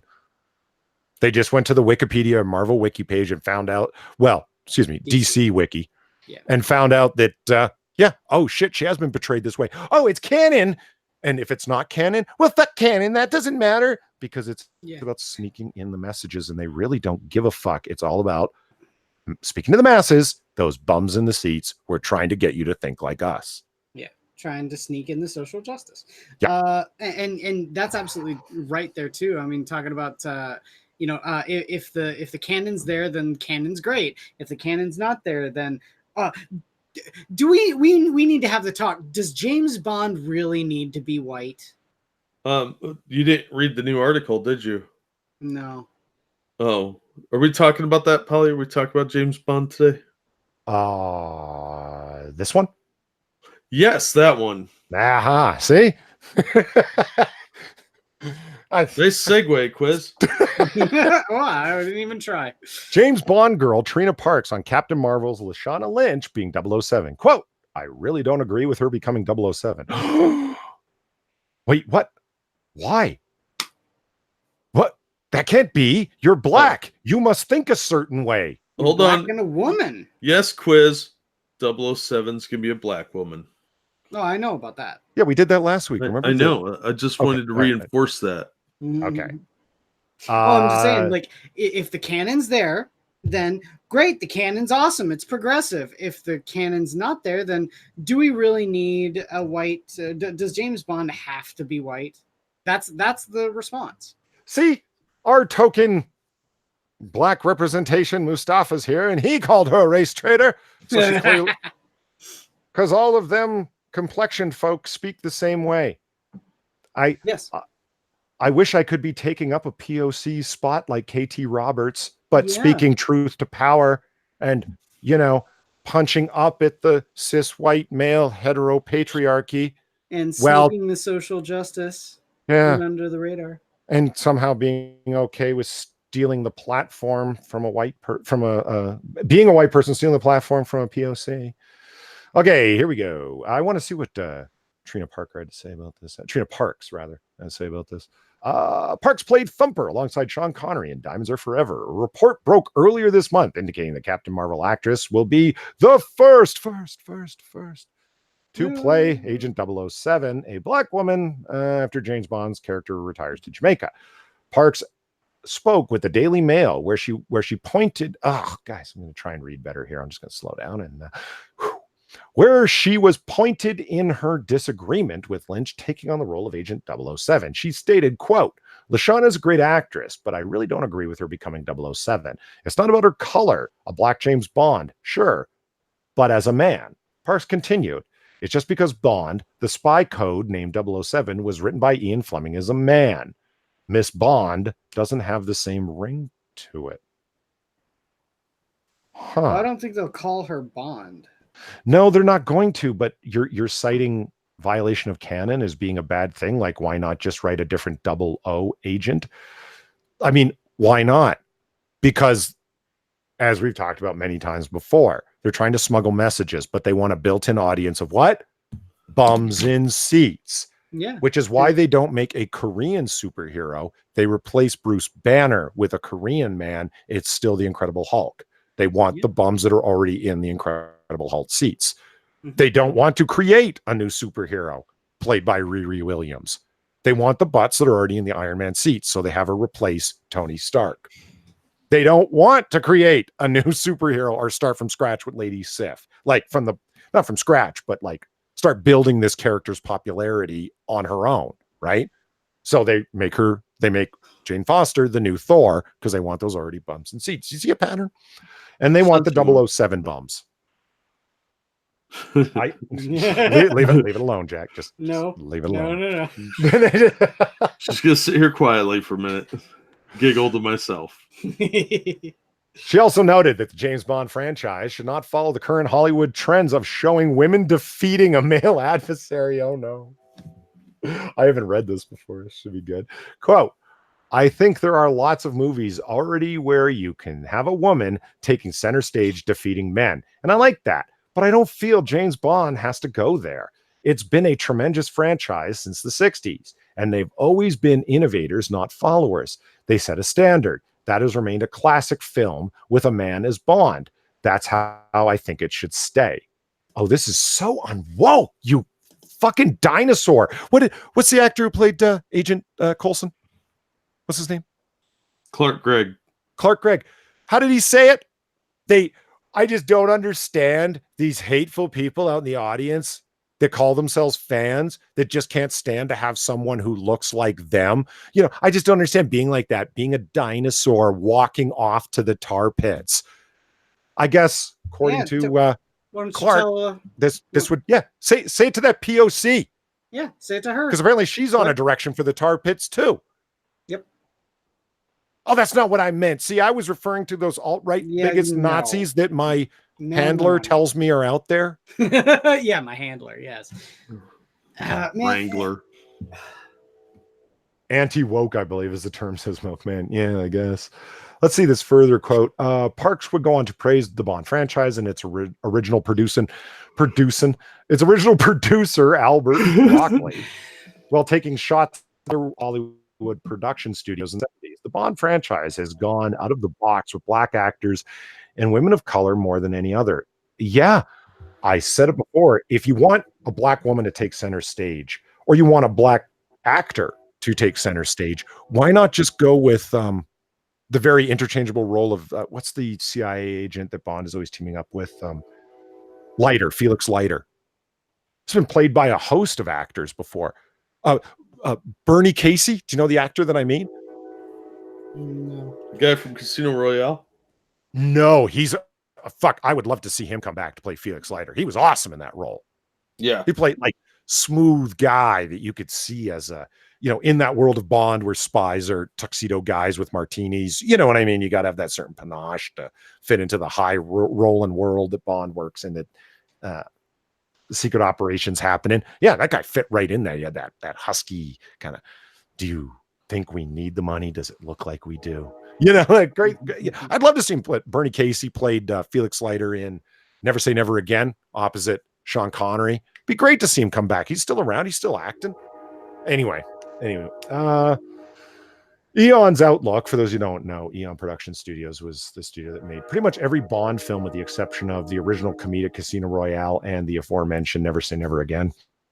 Outlook on life in the world has always been much broader than many of the big studios that are now virtue signaling like a motherfucker because they think that's the current trend and they'll sell tickets. Only they're going to find out 5 years too late that it was actually shooting themselves in the foot. But that's what happens when you only talk to other weirdos out in Hollywood.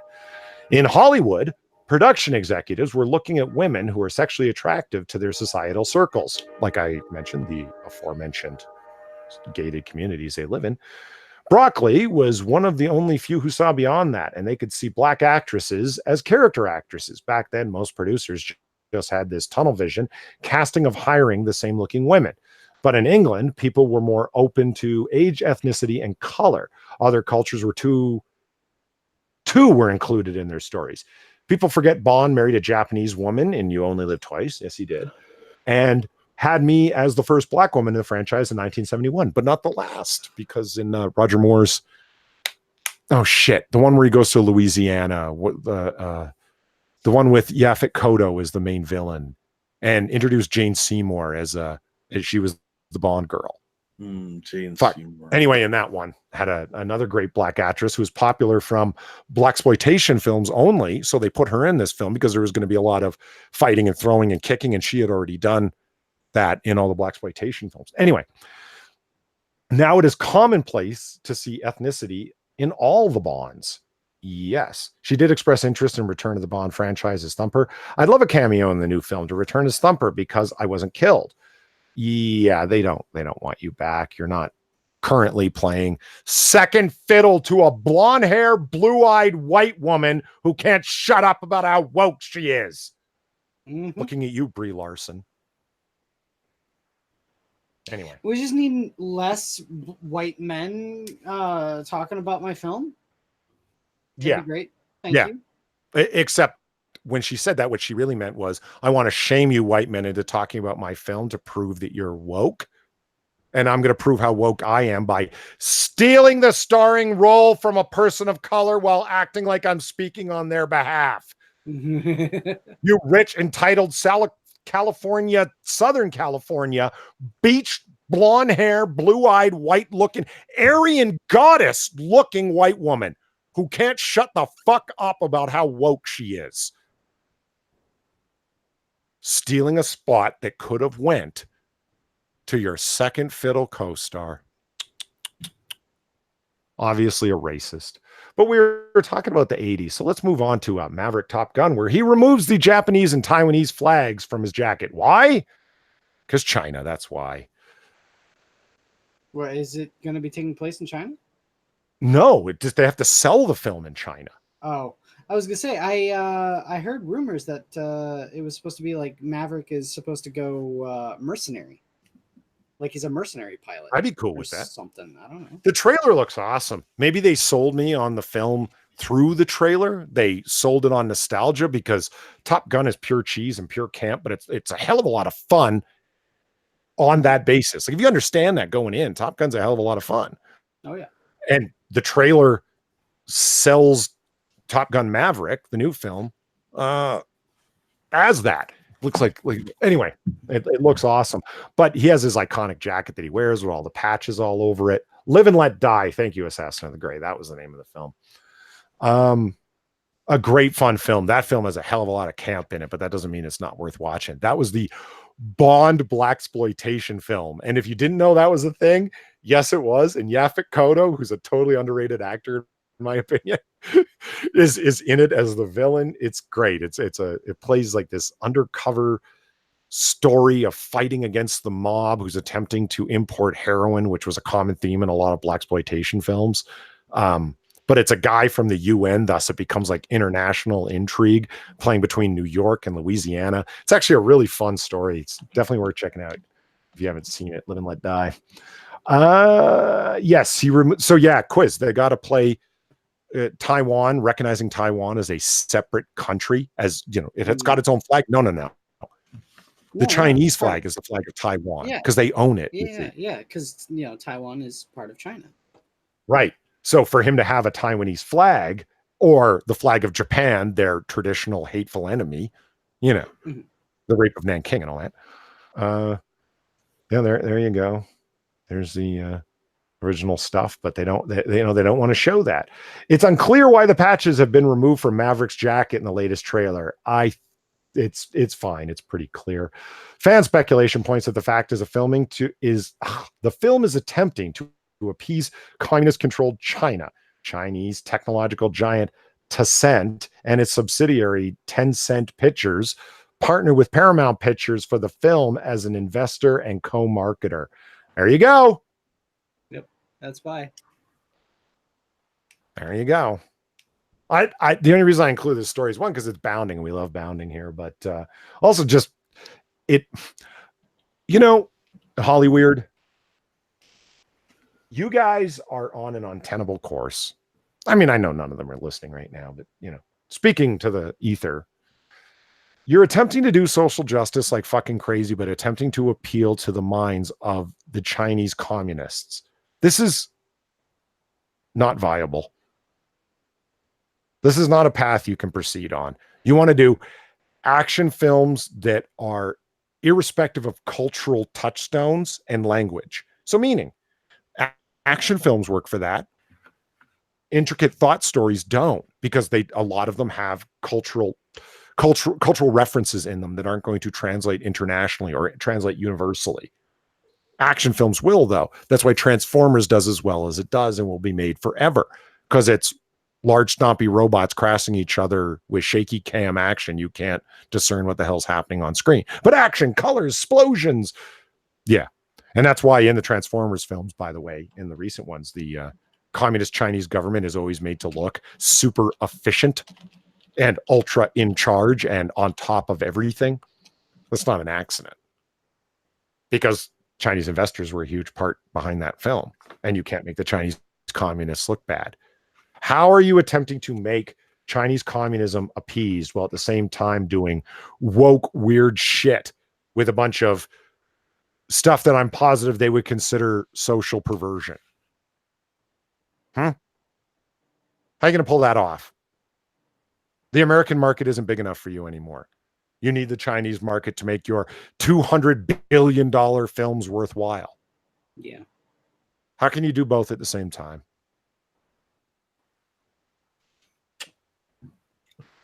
Well, we'll just have to change America to be more like China, right? Isn't that the plan? I think that we need to stop paying actors as much. Well, that's not going to happen. They can demand what they want. And they can go hungry. Fuck them. Well, yeah, go hungry with their multi-million dollars that they already have. No, they can just stop making movies. I'm okay with that too. Truth be told, I'm okay with it. For something completely different. We talked in previous weeks, as those who were here know, I have promised to read House of X and Powers of X. This is the restarting of the X-Men franchise within the Marvel Comics universe. I said, I'm like one of the target people for this comic series. Their ultimate target audience is, of course, that floating phantom audience of queer, Latina, black, wheelchair-bound, lesbian, non-binary, whatever the fucks, that are going to buy all of their comics if they just keep giving them representation. I mean, I'm not saying your comic should only sell to white folks. I mean, Mustafa reads comics. Young Rippa59 definitely reads comics. It doesn't make him more or less likely because there's lesbian Valkyrie now. This is the worst kind of tokenism. Tokenism doesn't sell. Reinvigorating characters that will achieve your representation goals will. You want Luke Cage? Reinvigorate him. You want T'Challa, Black Panther? Reinvigorate him. It worked. You don't need to fuck the canon in the ass and piss everybody who's currently buying comics off. What you definitely need to do if you're trying to reinvigorate a character, though, is don't give him to a race hustler like Ta-Nehisi Coates to write, so he can smuggle in all his anti-Trump messaging. And You know, come Because on. it's got butts in the seats. Yes, because they're sneaking in the social justice messages. Why? If you're trying to reinvigorate T'Challa, because the MCU is doing it, so we want to, you know, get those comics out there in the form of Black Panther and the crew. Why would you give it to somebody who's literally never written fiction before? Because they're trying to sneak in social justice messages with the butts in the seats. That's why. Anyway, I promised that I would read. Oh, I didn't realize I wasn't presenting. Yeah, I brought up that story again from the Independent when I was saying those things. I'm professional, as Monkey would say. I'm the least professional otter on the internet. He admits it. He's an otter. I am an otter in 3 otters in 1 human suit, actually, not just a otter. So, House of X. Far, we need a clip from that. I have 3 otters in a human Just suit. picturing you wearing an otter wearing a fedora and a trench coat, standing on the shoulders of 2 other otters. By the way, did you guys see the tweet that Far sent out of the Ploy Jr. plushie dancing with 500 or 700 subs? Yeah, that was great. Yeah, By the way, we passed 700 subs on this channel, and thank you to everyone who has subbed. I forgot to mention that. I am completely unprofessional. I forgot again for like the 30th week in a row to mention at the beginning. On your way in, can you hit that like button? Well, we've been streaming for I don't know how long, and now I'm just remembering to mention it. Hit that like button if you're so inclined, and by all means, share us on Twitter. And if you're not already subscribed, please, by all means, do. 3 otters in a smoking jacket, right? That's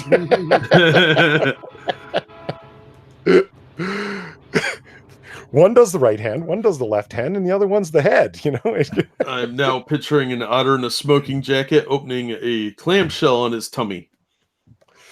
Yes, if that's what Far knitted an awesome little hat for the Ploy Jr. plushie. That should be the next target is knitting a smoking jacket. I wouldn't actually recommended it. I can't even talk anymore. I used up all my powers of speech today, gentlemen. It's the rage. It messes up the linguistic abilities. Right. Okay, let's talk about this because Quiz, did you read it? Not yet. Okay. That's probably good. We don't need 2 of us ranting on one series. Here it is. House of X finally premiered. Jack and I both read it, and it's fucking weird, man. Yeah. Right? I think mediocre is a good word. Yeah, it is. I released the video for this today, which you can find over on my channel. And I was kind of disappointed with it. I was too. Okay, so the reason that I promised to read it is because for those of you who weren't here previously who don't know about it, they have a million mutant series going, and they decide, you know what? We're consolidating all of them. I really liked what I was hearing from the new editor in charge. We need focus. What we don't have is focus. And it's like, oh my God, this sounds like editorial vision, the thing that Marvel is lacking in spades. You know, we're going to recombine them all under 2 series that are going to introduce the new mutant world in Marvel Comics. House of X, 1 series, the one you see in front of you, and Powers of X. Okay. Cool. Pox. Yeah, the House of Pox, as we've come to call it. And I'm not sure if it's a pox on our house quite yet, but it's not looking good. The reason why I said that I'm one of the targets for this is I stopped reading the mutant titles a while back, man. The only thing I was reading was X-Men Gold because it had, Rachel Summers in it. And I wanted to see if some writer could possibly do this character some justice. And the answer is no. Still, the answer is apparently no. Still, I think it's a great character that can be done well. Nightcrawler's there. I love Nightcrawler. I took X-Men Gold off my pull list because it was so bad. I just couldn't. I couldn't justify the $4 every month for it. It was just, oh fuck this. I got other things I could be buying. So I thought that maybe this would be a good. What do you want to call it? Repositioning of the mutant series, realignment of the story. Yeah, I mean, some kind of like soft reboot. I mean, I guess I'm going to start with, hold on. Let's start out with some imagery since comics is a first page, no words. We see mutants coming out of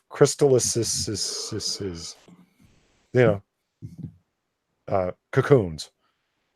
Well, That that doesn't look gay as fuck at all. Well, that go back one page. That pose, that the one that's breaking out of the chrysalis on the left. Oh yeah, this is That, sexist. yeah, well, that pose is problematic. Yeah, it is. The one on the left, because that's the Spider Woman pose. Mm-hmm. Yeah, it's pretty awful. Pretty so here's some people hatching from some kind of. Remember, I'm one of the people that this should be appealing to, because I want to get back into X-Men. I'm excited about the prospects here. I know the old X-Men stories, but I'm completely not up to date with what's going on because I stopped reading it. This is supposed to realign it all and explain it all. This is supposed to be written in such a way that it will appeal to the old readers who know the canon, but it'll also inform the readers who are totally out of touch. See what I'm saying? Mm-hmm. So I thought, well, this will be good. And yeah, I bought it. And well, to me, my X-Men, what is with that pose? Seriously. Well, the outfit he's wearing is from a different character. That's supposed to be Charles Xavier with the helmet on. I didn't even know that. That's supposed to be Charles Xavier? Yeah. Yep. Okay, didn't know that. See? That's how out of touch I am. After reading the comic, I still didn't know that. You just informed me of that right now, Jack. How is he walking? I don't know. We don't even. He was dead last I heard, so I don't know. It doesn't tell you any of that. I literally had I had no idea. What is wrong with a little bubble that says Charles Xavier walks into a cave? Because this is supposed to be for people who don't know shit. That's the way you were promoting it to the people who know and the people who have no idea. I saw this happen and I'm lost. I thought that was Cyclops because it kind of looks like Cyclops' mask that he was wearing with the X over his face. Yeah, it looked like he was wearing a mobile Cerebro. That makes sense that this is Charles Xavier, but I didn't get that. The Cyclops is the one that he's cupping the chin under because you can see his eyes. These beams coming out of his eye. Well, I didn't clue into that either because I assumed this was X-Clops. Dude, X-Clops. I have really done myself in. Jesus no, Christ. that's exactly what I thought when I saw the new Cyclops fucking design with the X for his visor. That's fucking stupid. Do you see the Cyclops visor? And why I was assuming that it was Cyclops? Yeah. See, I'm going off of little information, and this is the point. It's supposed to speak to people like me, not just me. It's supposed to be to people like me who did read it but fell out of touch and want to get back in touch. People that have never read the comics but are going to come if they just put representation in it, the Phantom audience, and the longtime readers of X-Men. You're supposed to appeal to all of these crowds at once, which means it's supposed to be generalized, and you failed. On the first 2 pages, you failed. This imagery keeps happening, right, Jack? That's why it's a giant waste of space. It's a 2-page spread, for God's sake. They waste like 8 pages of the book with this crap. With this crap right here, and that's why instead of having to flip through and finding it, I just took some. Oh shit, that's high res. I just took some screen caps. This is Crucial Quiz. I'm going to explain to you what they should have explained to you. They actually explain it as a readout instead of through dialogue or through narration boxes quiz. Okay. The flowers of Krakoa. This is super crucial. Flowers. You heard us talking about flowers last night when we were saying, and it reminded me of protoculture and Robotech because it's so important.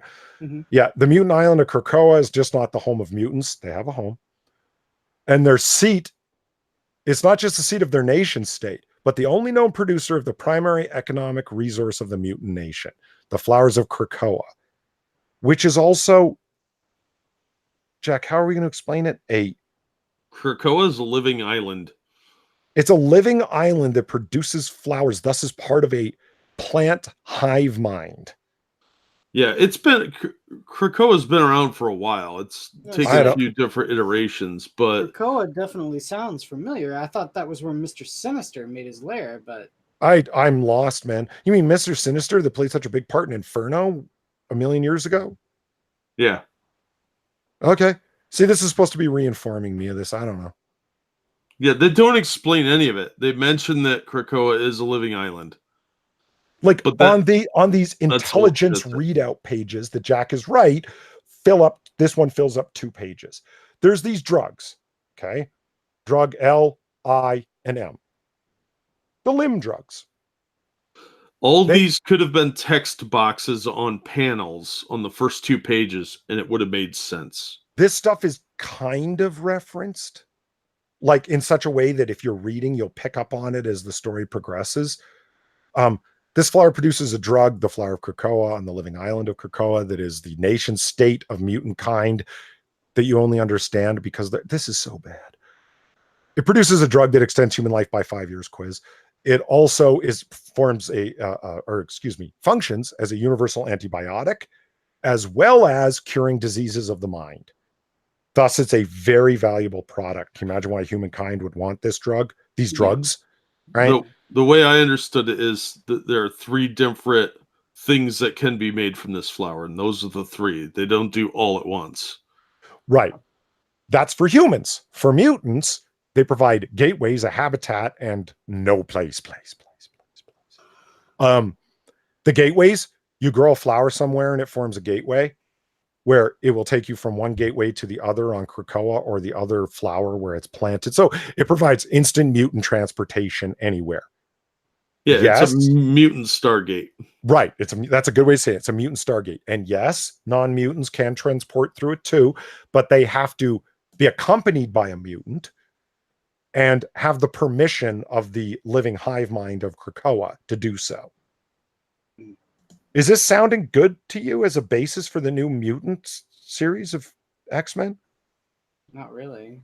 Well, fuck you. It's great. Accept it. Buckle in, buddy, because that's the highlights. Why are they on Krakoa? Why aren't they back in Westchester? Because they've all taken to this nation state as their refuge. It's like the Genosha. Do you see what I'm saying? Like, as if I realize mutants didn't own Genosha, but like the notion of like a place where a lot of mutants are. This is their home place. This is their nation state. Polly's explaining it better than the book does. Yes, because you kind of find it out in bits and pieces. That's why one of the main gateways is in Jerusalem. It's like, as Jerusalem is like the capital of the nation state of Israel, the homeland of the Jewish people, this Krakoa is the nation state of mutant kind, who produce this product that humans cannot do without because it's so valuable to them, but they will only give it to them under certain conditions. And the conditions are leave Krakoa out of your world affairs and etc.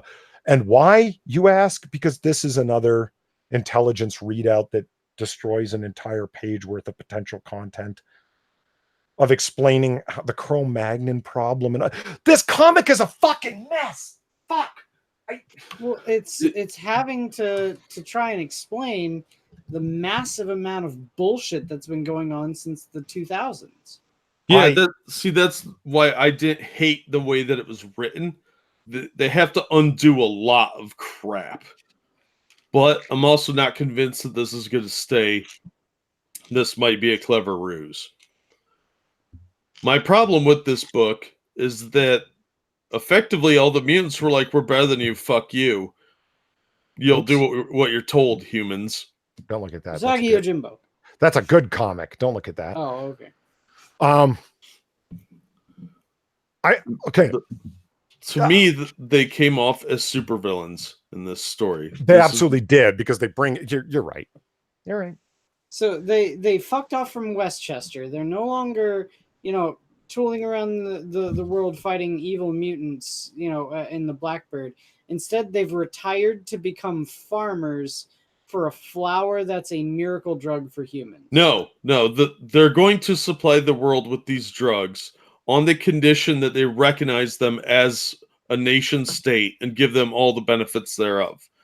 Right. And well, we don't really know. It's not really explained. But Magneto makes some veiled threats. So does Scott Summers. Yeah. And they also send a squad of guys in to steal a bunch of shit from the Fantastic Four. Yeah, And and when tell them Sabretooth, you should be letting us get away with it too. yeah, oh, I'm totally gonna ruin this. Spoiler alert! Don't buy Who this cares? book. Fuck it. This was overpriced at $6 because there's a lot of wasted space. This should have been a $4 book. But when Sabretooth gets caught trying to steal from the Fantastic Four, they actually get away with the information. Scott Summers shows up and makes veiled threats against the Fantastic Four. You just committed an act of terrorism because you're saying you're a foreign power. You come to American soil and steal a bunch of information from one of the most respected and intelligent people on the planet. Give me a break. We often use a phrase around here, and this will be useful. Decompressed storytelling. Yeah. This is a great example of what decompressed storytelling looks like. What happens on this page? I don't know. There's a guy in a cave and some people coming out of pods. Yeah, you know what? Could have been told in this much space right here. This one panel box, it's up here. This is it. That's all that required. Okay. Why this? So we can fill the whole page with stuff. Oh, so it's padding for the trade paperback. Yeah, absolutely it is. This is what decompressed storytelling looks like if you don't know. Again, whole fucking page of who I now understand is Professor X walking around. All right.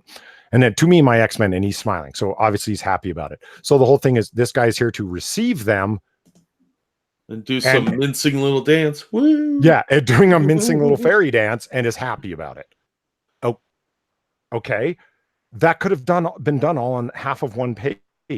Right. They're decompressing the storytelling to stretch it out as long as possible. Well, they're also trying to hide the fact that it's like Frosted Glass was pointing out, it's an isolated nation, the source of a super valuable resource, like Wakanda. Mm-hmm. They're trying to like disguise Wakanda, the fact that they're stealing a bunch of other ideas from other things. It is like that, isn't it? Yeah. There's a lot of problems with this book. The thing about it is look at this. Trying to make the X-Men into an autonomous nation state, right? Like if the X-Men are trying to do that, that's not the X-Men. That's Magneto. No. What the fuck are you doing? Well, Magneto features pretty prominently in this. Magneto is the ambassador of that state and speaks on behalf of it. And he's the one who says the super villainy things. But then the X-Men shouldn't be helping him. They should be opposing him. X-Men in this is more like coming out and saying we're better than you, and we're the only reason that humans still exist is because we allow it. Is the sort of what they were getting at in with this how issue. Marvel's been fucking the X-Men. That certainly is not the case. I mean, they've been just absolutely neutering the X-Men for the past 20 years. Well, now they're taking the pendulum in the opposite direction, and the mutants are effectively a giant threat to humanity now. They absolutely are, because they're threatening as fuck and showing up places and committing acts of international espionage, industrial spying, and international terrorism, and then escaping through the gateway where they can't be followed. And Scott Summers showing up saying to the Fantastic Four, you're just going to have to accept it. Yeah. He might as well have just said, and we're fucking better than you. So the X-Men are the new mutant brotherhood, Ramen Noodle says. Good analogy. Yep, very much so. Uh-huh. Yeah. Well, that's how it's being portrayed. Now, I'm wondering if this isn't some sort of delusion that Xavier's having, and this is actually a clever attempt at a ruse. A dream or an induced state of whatever, a Matrix type thing. I'm wondering if they aren't trying to trick us with that. But from my reading of this issue, I have no interest in reading a book about supervillains that used to be heroes. Yeah. I mean, this is like a Elseworlds thing. What happens if all the mutants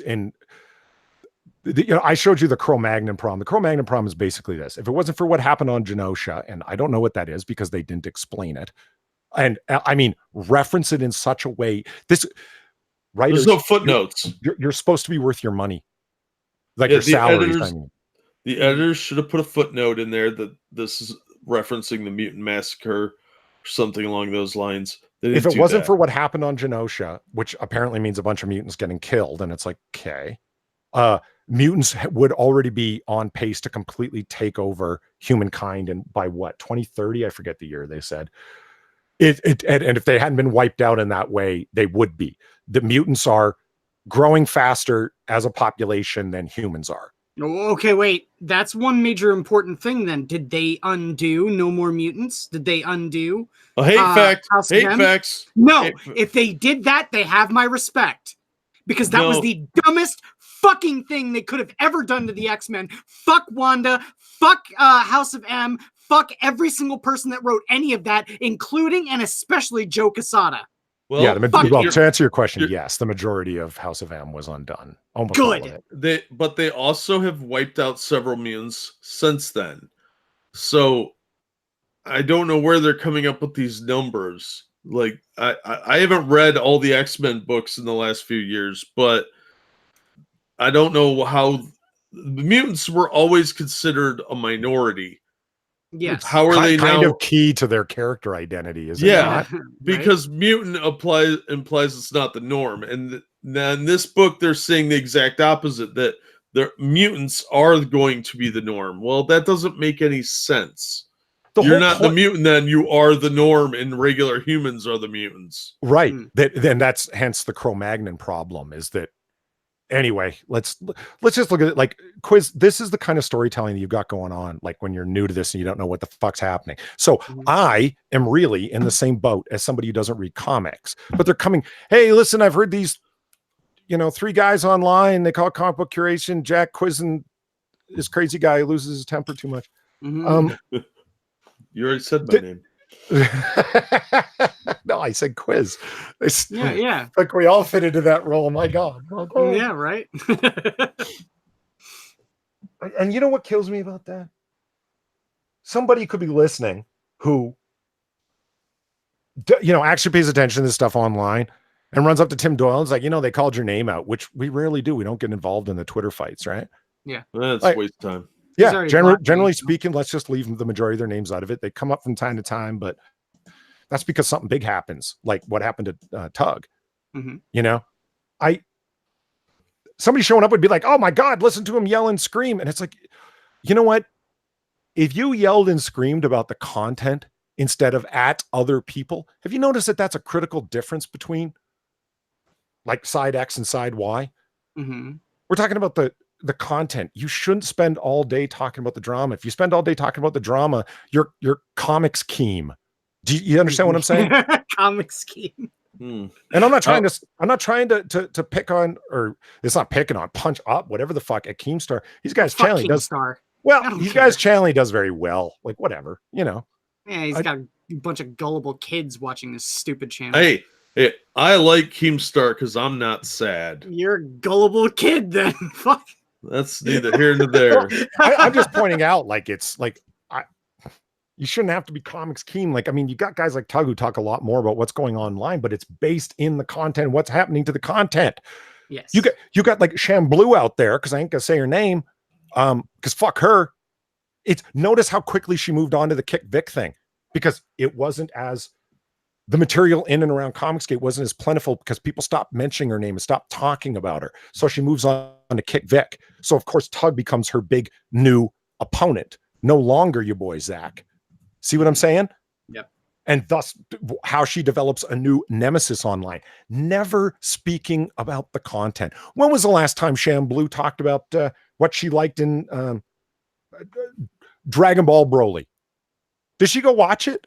Did she mention what she thought of it? Probably not. No. She can give a shit. For them, they're even worse than the ideologues. They're the what are those really disgusting nightmarish fish that attach themselves to sharks, like sucker hagfish? There you go. They're the hagfish of Twitter. If you don't know what a hagfish is, look it up. They're horrifying. They're little fucking parasitic leeches that look like somebody's fucking nightmare. That's what they are. They don't even have an ideology. They're just involved in the drama. They just float along and yell at people, denounce things. Anyway, lampreys as well. Mike Parlett, yeah. Anyway, I got to do a picture with a sucker hagfish with. No, see, I don't want to get involved in it. What's the point? Yeah. No. Anyway, you were talking about the bad storytelling quiz. This is bad storytelling. When did this happen? What happened to them in Westchester, right? Mm-hmm. Well, 5 months ago on Kratoa. What's happening? Someone's picking a flower. Okay. 4 months ago in Westchester. Oh, all right. 3 months ago, the blue area of the moon. What? Okay, seriously, what the fuck is happening? 2 months ago on Mars. Okay, lots of flowers everywhere. Why are you counting backwards? What the fuck is going on? It's how We're long going to they've keep been doing planning this? this. Well, okay, but this is decompressed storytelling. Quarter panel, quarter panel, quarter panel. Do you understand what I'm saying? Mm-hmm. This is just a waste of fucking space. Well, sometimes you need big pictures to show the panorama of what's going on. Absolutely true. Did you need that here? No, you didn't. Well, You didn't need that here. You didn't need that here. It's showing the characters planting flowers, but it's like, okay, you told me that they can open up portals. I just see this, this decompressed storytelling. It's a very good way of saying it. Yes, it's very decompressed storytelling, but this is just wasting space. They could put this in 8th panels with the next page. No. They got to pad this for the trade paperback. You know what, Jack? You said something interesting, and this is where editors come in and good and good writing comes in, because you don't go 5 months ago, 4 months ago, 3 months ago. You if you want, remember your audience, y'all. This is where editorial advice is supposed to come in. Guys, remember your audience. Like, this is somebody who knows the stuff is going to know what you're talking about. What I'm seeing is people that are probably X-Men, I'm guessing, planting flowers all over the place. It should say, it started many months ago. This is not a new plan. From the X-Men's former home in Westchester, New York, it's also happening on places as far away as the moon. It was even going on 2 months ago on other planets, Mars. Like, something's going on. Something you haven't told us, but you want to, like, do you understand this? This is how you tell a story. Well, it's about whether or not they want to use prose in this versus dialogue, and it seems like the person that's writing this wants to, sparingly use prose, and that doesn't help the story because you can't tell what the fuck is going on. No, if they wanted to tell a story, they knew Hickman was coming for a long time now. So what they could have done was had these scenes happen in the current run of Uncanny X-Men.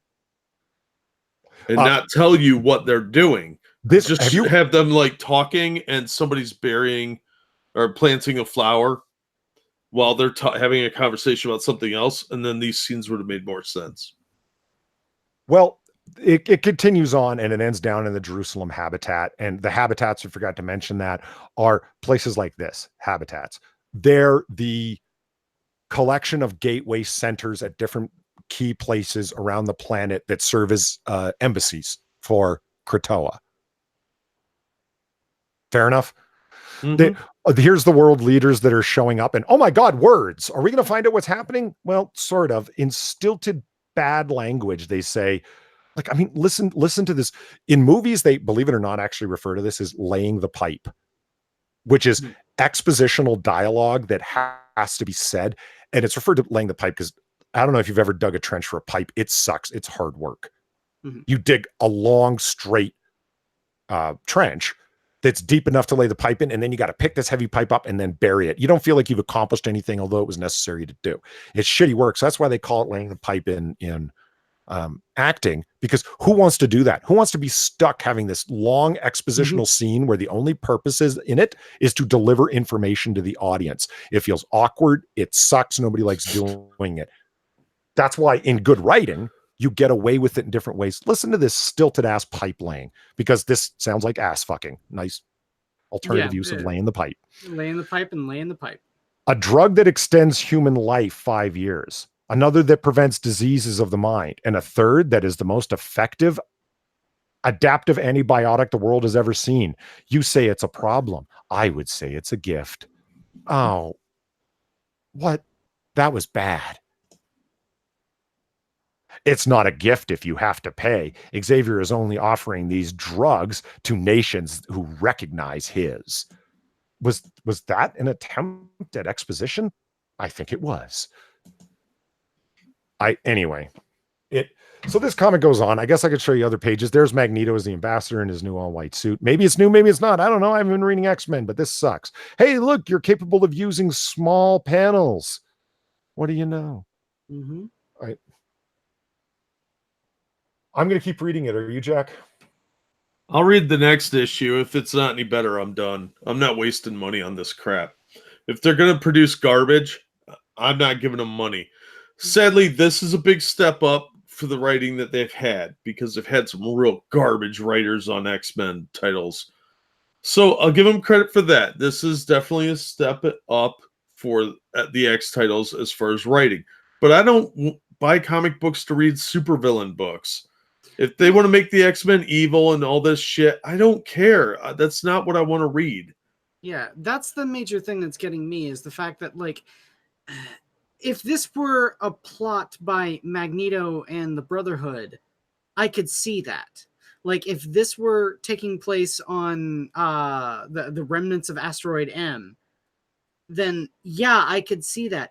But all of this doesn't. It's like I said before, the major problem I had with Civil War was the biggest casualty was the X-Men. They were constantly making the X-Men act out of character. What do you think this is?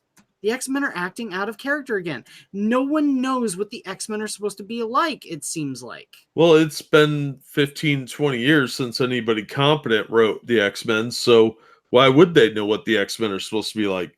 They're writing the X-Men like they did when the X-Men versus Inhumans or X-Men versus Avengers.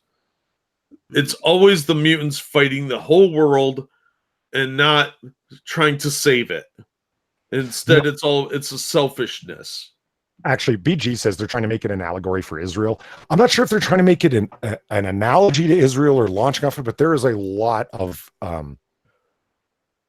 references to Israel, especially as the Holy Land. I mean, I don't give a fuck about spoiling this. I'm sorry if I'm about to, for anyone who's really excited to I'd read, be but more inclined to say they were making them out to be an analogy for Palestine. it's, I mean, look, here's the, hold on, let me just skip back a few pages here. Oh yeah, there's Cyclops protecting a bunch of international terrorists. That's nice. Come on, faster, faster, faster. Holy shit.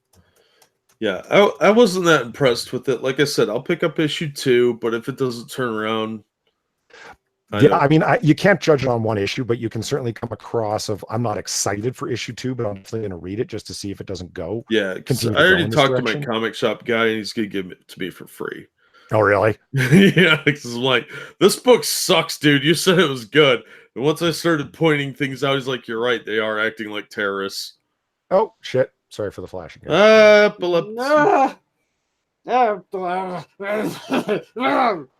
I'm not trying to induce vertigo here. Come on, stop that. Fuck. Although, if you would like to help me fund buying future issues, there's my Streamlabs.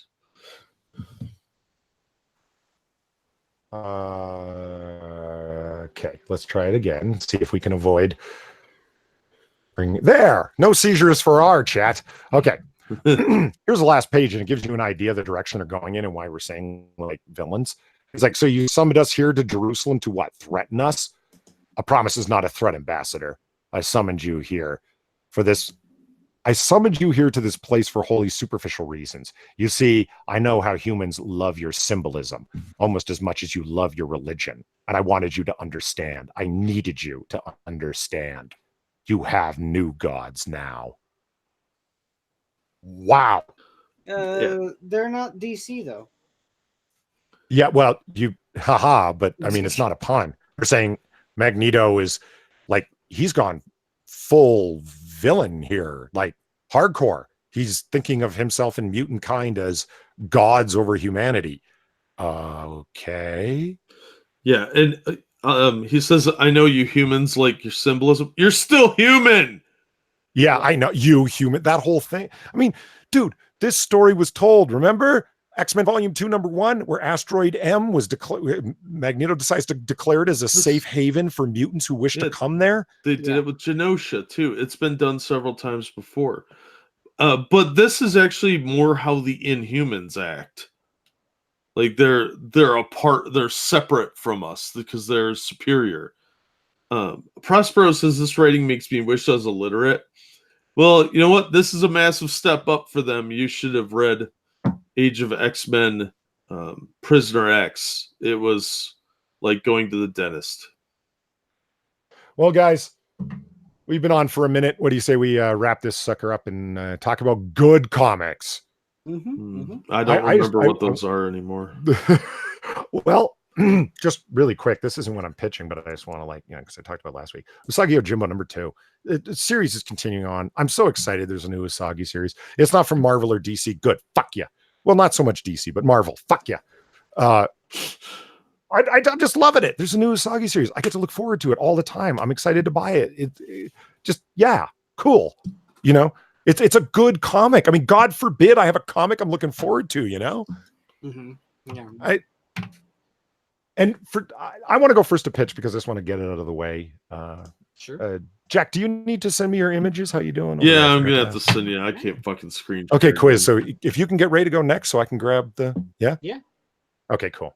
My pitch this week is actually a comic, a new one that I wanted to like, much like X-Men or House of Pox. I was looking forward to it coming out. I was nervous about it coming out, and holy shit, it turned out to be as good as I was hoping it was going to be. Blade Runner 2019. It's so fucking good. I'm excited to be excited. You don't know how nervous I was going into this, guys, because it's Titan Comics. Who? Yeah, they're kind of a mixed bag. Well, and that's what I mean. It's like they don't even have a 1% market share. That small.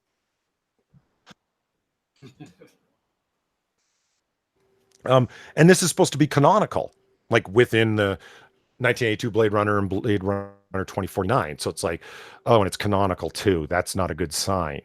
I like some of the art previews that I had seen, but anyway, and the main character, ooh, look at that. Cyberpunk is fuck. Look at this. I was like, oh, hell yeah, this is some classic comic book shit right here. And then this cover I liked the most. I was like, what? Yeah. This was one of the first action pose, yeah. Yeah, man. This is one of the first leaked covers that I saw, and I'm like, okay, sweet. This is cyberpunk detective noir. I'm down. I knew the main character was a POC woman, so I thought, oh, please don't be woke. Please don't be woke. Dude, she's the furthest thing from a Mary Sue. She's got flaws and problems and is complex, and fuck yes. Starts out right. Gonna set the scene. Lungs 25 cents each, kidneys maybe 30. Heart you'd think would be more, but I'll be lucky if I get 15. But your eyes, those corneas, it's like, what the fuck is happening? You know, like that's the first page. What's going on here? I could retire on those little wonders. It's like, I can't feel my legs. A tranquilizer? It's like, I wasn't going to win that fight fairly, Benny. And you don't need lungs. Not anymore. Just take me in. You are in, Benny. This is in. Like, this is good, hard-boiled writing right here. You understand what I'm talking about? This is great. Does it embody cyberpunk noir? In a lot of ways, yeah. It's hitting all the notes. It's just fantastic. She's talking about selling his organs, as you quickly figure out. It's okay to have to go back a page and, okay, what was she talking about? Okay, this. I've already read this twice. It's got rereadability to it. I'm loving the art. I don't want to flip to the next page because it's going to ruin what happens in this little interchange between them. But it's hard-boiled as fuck. It's so good. Let me just unshare my screen. Like I said, because I want you guys to go read this. This is a pitch, and if I show you what happens on the next page, it'll spoil it, but it's so cold-blooded, man. And that should tell you a lot. There's going to be a spoiler that'll ruin the comic on the third page. Like, if not spoil it, but it'll ruin some of the fun of seeing it and reading it for yourself. You see what I mean? That's a good sign. So then it goes back to, after the little interchange that they have. Obviously, she walks away okay, but where's her prisoner? Well, read the comic. Read the comic. Moving on as she's walking up to her flying car. Urchins off. Like, she's not a Mary Sue of let's feed the children because I'm a good-hearted person. You know, when I was a child growing up on the streets as a minority woman, I feel that no, doesn't happen. Not in this comic. It's like need a pickup delivery and a cleanup. Gross. It's so good. The story is well told. It's told very Raymond Chandler-esque, bits and pieces of information that show you how cold-blooded the characters are, or if they have like a touch of humanity, if they're the hooker with a heart of gold underneath it all. It's really interesting. You've done a good job, Ash, which, yeah, they don't introduce the character. You find out who it is, not done through narration a lot. So good that the jungle's gone cold, hunting down escaped replicants, right? But there's something but there's going to be a while that you're going to have to wait, meaning to catch a new prize. How about missing persons? I'll wait. No, it's a request from on high. It's just great back and forth thing, and you find out this is her boss that she doesn't really trust and doesn't like going into the office. Look, in short, here's the story. She gets a missing person case when she's actually a replicant hunter. She's supposed to be hunting down replicants. That's who Benny was. You find that all out by the 4th page because the writer's very competent at what they're doing. She doesn't want this missing child thing. Goes and finds out that the missing child is no spoilers. No spoilers. Nope, I won't spoil it. The child is the child of a very rich person who is high up in Terrell Company, who is the company that makes replicants. You find out something shocking by the end of the issue about the main character, Ash. It would be a huge spoiler if I said it. I don't want to, but you find out she's anything but a perfect Mary Sue character. As if anything, she's more flawed than everybody else around her. It's a dark secret that she keeps to herself that she can't let anybody else know. And no, it's not that she's a replicant. That's too obvious because that's one of the excuse me, main story ideas. Was Deckard in the original Blade 82 Blade Runner? Was he a replicant who didn't know he was one, hunting down other replicants? You know, it's like, no, she's not a replicant. I'll save you the trouble. That would be too lazy. And the writer didn't go in that direction. It's kind of awesome. I can't recommend that you read this enough. Look at the art. Yeah. This is what a splash page is for. Expansive look at the world you're in.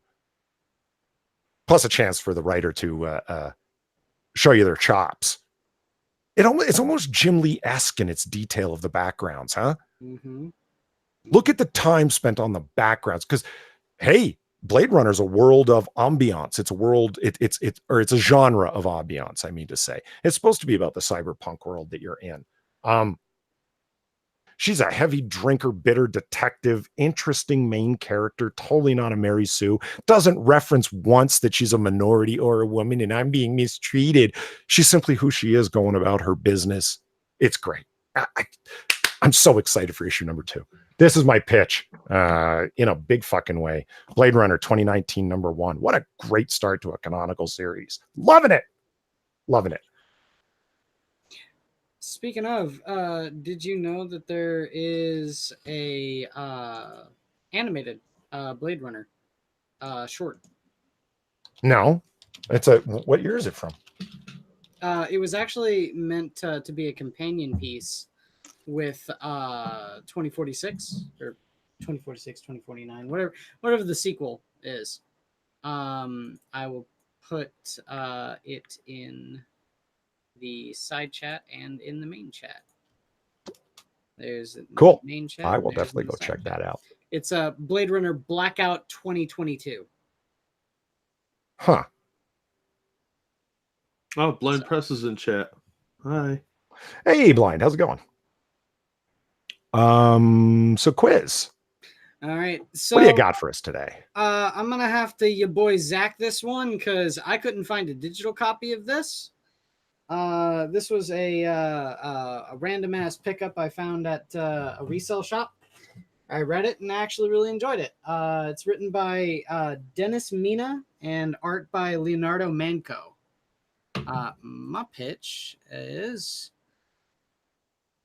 John Constantine, Hellblazer, empathy is the enemy. Wild. Okay. That's true. I didn't think this is what you're going to pitch, and I've never read this. I'm curious. Yeah, the kind of cool thing about this this comic is that number one, you'll find that the art is absolutely incredible. Like I really dug this sort of like high contrast, black and white style that they kind of push through most of the comic. It's got this sort of story that deals with a lost Catholic like monastic tradition in Scotland, and how they were not sanctioned by the Vatican to do the works that they were trying to do there. And what it is, one of the monks developed what was called the empathy engine, which essentially makes everyone in the general vicinity feel what everyone else is feeling. And so because of that, they think it's going to be like the perfect utopian society. You can't murder someone if you can obviously feel their pain, sort of thing. But little does he know that it ushers in essentially an apocalypse that Constantine has to try and prevent. And it's very much the sort of dark fantasy magic sort of embodiment that Hellblazer always embodies. The art is great. Talk about decompressed storytelling. There's whole pages where there's absolutely no dialogue at all, but you get a sense of what is actually happening. Like this guy is having a near-death experience and then going, seeing something horrible and coming back to his life, right? Right here on the next page. And how he had the near-death experience is that he and his friend were experimenting by hanging himself. So yeah, no, it's, in my opinion, it was a great series. This is also after a certain time within the Hellblazer series where John Constantine had sworn off using magic. So he does everything in his power to not use magic. Doesn't end up working that way though. So no, in my opinion, this is a great book. Awesome. I've never heard of it. That's cool. I want to read that. I need more good comics in my life. Okay, you know what? Does everybody else hate the new fucking Twitter interface as much as I do? Oh yeah. Twitter's new interface is garbage. Oh yeah, God, I don't know if it's my complaining. I don't know if it's my computer or what, but every time I go to the messages section, I get the fucking message, like the thing on the right, it flashes, especially when I start typing. Maybe it's the browser. It's disorganized. It loads the fucking images weird. Just the fuck. Monkey said it reminded him of Facebook, and that's why he thinks that they did it to make it look more like Facebook. And I was like, maybe that's true. And it was a bad call, whatever the fuck was going on. Hold on, I'm just trying to bring up your image here, Jack. I did save that to my desktop. Where the fuck is it? There we go. All right, we're ready to go here for your pitch, Jack. Awesome. My pitch is 1987's Captain Atom issue 15 with Major Force. Oh, for those of you that don't know, Major Force is basically an evil version of Captain Atom. The military has been kind of keeping him in check with explosives hidden under his neck. But things go south when they encounter a supervillain that they're supposed to team up and fight. It's a really good story that leads into the next issue. It's a two-parter. It's really fun. But Major Force is basically a evil sociopath given superpowers because, well, that's government experiment budget cuts there. No, that if he's got the same superpowers as Captain Atom's, nuclear superpowers. Yeah, the only difference is I don't think he can fly. Oh, okay. But he can jump really far. But otherwise, he's on par with Captain Atom. He's actually probably a little bit more powerful. But they come across a supervillain that makes things go sideways. The whole issue, much like the series up to this point, is written like a TV show. So every couple of minutes, something interesting happens. And it's such a change of pace from what we're used to. So, like, you've got the military guys conspiring how they're going to handle situations, and they're manipulating Atom and Major Force, but then when things go sideways, like it really takes a turn. So Spectro kind of gets the upper hand on them, and he's sort of a DC version of Mysterio. So yeah, it was a good time. I really like this story. It's classic superhero tale. You know, Major Force is a villain. He's the one that's responsible for the whole fridging concept. Yeah. Because Major Force kills Kyle Rayner's girlfriend and stuffs her in his refrigerator. So he's not a very nice person. And if you read the backstory on him in Annual 1 of this series, he's actually a convicted rapist. Jeez. And the Okay. military was like, look, we got a deal for you. Instead of sending you to Leavenworth, you could go in this experiment that the other guy never returned from. So after Captain Atom shows up in the future, because he gets thrown, I think it's 20 years in the future, Major Force shows up like a month later. And that's how they kind of get to know each other, but he doesn't know all of his backstory. So this is really cool because they have to work together. But Major Force is a loose cannon, and Spectro's a supervillain who turns the tables on him. It's a really fun story. I really like this series in general so far, and I wanted to recommend it because I want you guys to like the same stuff I do. That's the point in pitches, right? Trying to convince the other Isn't guy. it? Yeah. But it's just good superhero storytelling, and I haven't read all the Captain Adams I haven't read them in a while, so I've done videos on the first like 12 or 13, but I was getting back into them, and I was like, man, this is really just fun. And how often do we really have fun talking about comics anymore? Well, not enough. Like Jesus, Right? I knew it was going to be a bad week, but I didn't think this bad. I blame Sinatra. He's the one who sent me that link. No, it's not his fault. It's San Diego's fault. Let's blame them. The whole city. It's all your fault, San Diego. But no, this is just good superhero fun. I just wanted to share something that was just classic fun that you can find in a dollar bin and not feel guilty about having spent the money. Mm-hmm. Well, you know what I actually got 3 days ago, I think. I haven't read it yet, but I'll talk about it next week to see, because I don't know if it's good or not. I haven't read it, but I'm looking forward to it. Aliens versus Superman. Oh, yeah. It's that Wait, three-parter. Hold on. Hang on. You got a copy? My camera's still in position here. 1 second. I thought it was gonna be fun because it's like the aliens are always so dangerous and so insurmountable, but they wouldn't be to Superman. So I'm like, but he wants to save civilians. So okay, this will be fun. Why not? I have the trade paperback. Nice. Do you also have the follow-up sequel? Batman and Superman versus Aliens and Predator? No, I don't, but I do have both Batman versus Predator 1 and 2. Oh, classic. Oh, yeah. But it's kind of funny, actually. You say that aliens wouldn't pose a threat to Superman. Here's the problem, okay? Okay. When Superman encounters the aliens, he's not on Earth. So no sun? So his superpower is waning.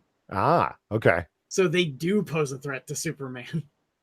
Cool. Yeah, I hope he's powerful enough to like rip one of their fucking heads off or something and not be worried about the acid blood.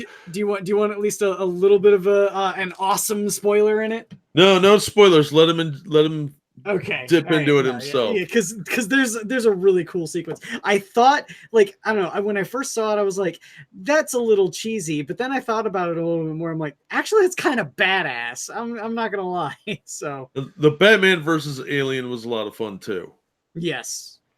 Although I will say that the Batman versus Predator was better. Oh yeah, that's a classic. All three of those were good.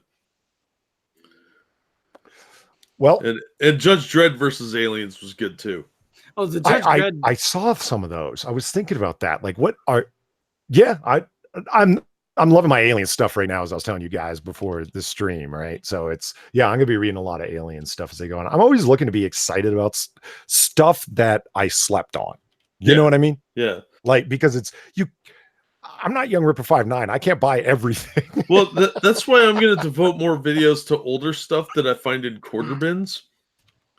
Okay, fair enough. Yeah. Because, a lot of I don't want to buy a lot of the new stuff. even just to review it, mainly because I'm not really making any money off it. But I can't support the idea of paying $4 for trash. Yeah, I hear you. Like that's what I want to. That's why I'm all too happy and would never think about pirating anything Stan Sakai. It's that'd be some sort of sin, man, like a mortal sin. It's like you love the guy's stuff, and I mean, even if it's Marvel and it's hey, I bought X-Men Gold. I completely regret it, but I was looking to cool. Like they're gonna split up the X-Men teams to be a little bit more sensible, like they did with Avengers and West Coast Avengers a million years ago, right? Because there were just so many people on the team. Let's kind of anyway. Yeah. There it is, ladies and gentlemen. Our stream for the week. It was an intense one, but we did get to talk about, I did get to mention one comic that's brand new that I'm totally excited about and didn't drop the ball on despite all the fuckery that's going on. In your face, Marvel. Yeah. I want my $6 back. Right? Tiny little Titan comics who you consider laughably dismissible. And once the woke fucking artists and writers and editors get on with Marvel, they view themselves as some kind of superior being who can talk down everyone else. Tiny Titan comics. Great art, great story, great franchise in your fucking face. I take a lesson off of it. In any case, chat, thank you for being here and putting up with our apoplectic rants. If you haven't already, on your way out, please hit the like button. And if you're listening in the future, please put a comment below. We get a chance to read them all and a chance to respond to most. If you are particularly inclined, by all means, hit these two gentlemen up on their Streamlabs and mine in the future. Or you can hit them up on Streamlabs and tell them to give the money to me. Which we won't do. They really won't. And you can share it on Twitter, of course, the tweet that we sent out earlier along with the thumbnail. So until next time, ladies and gentlemen, have a good night. Bye. Take care, everyone.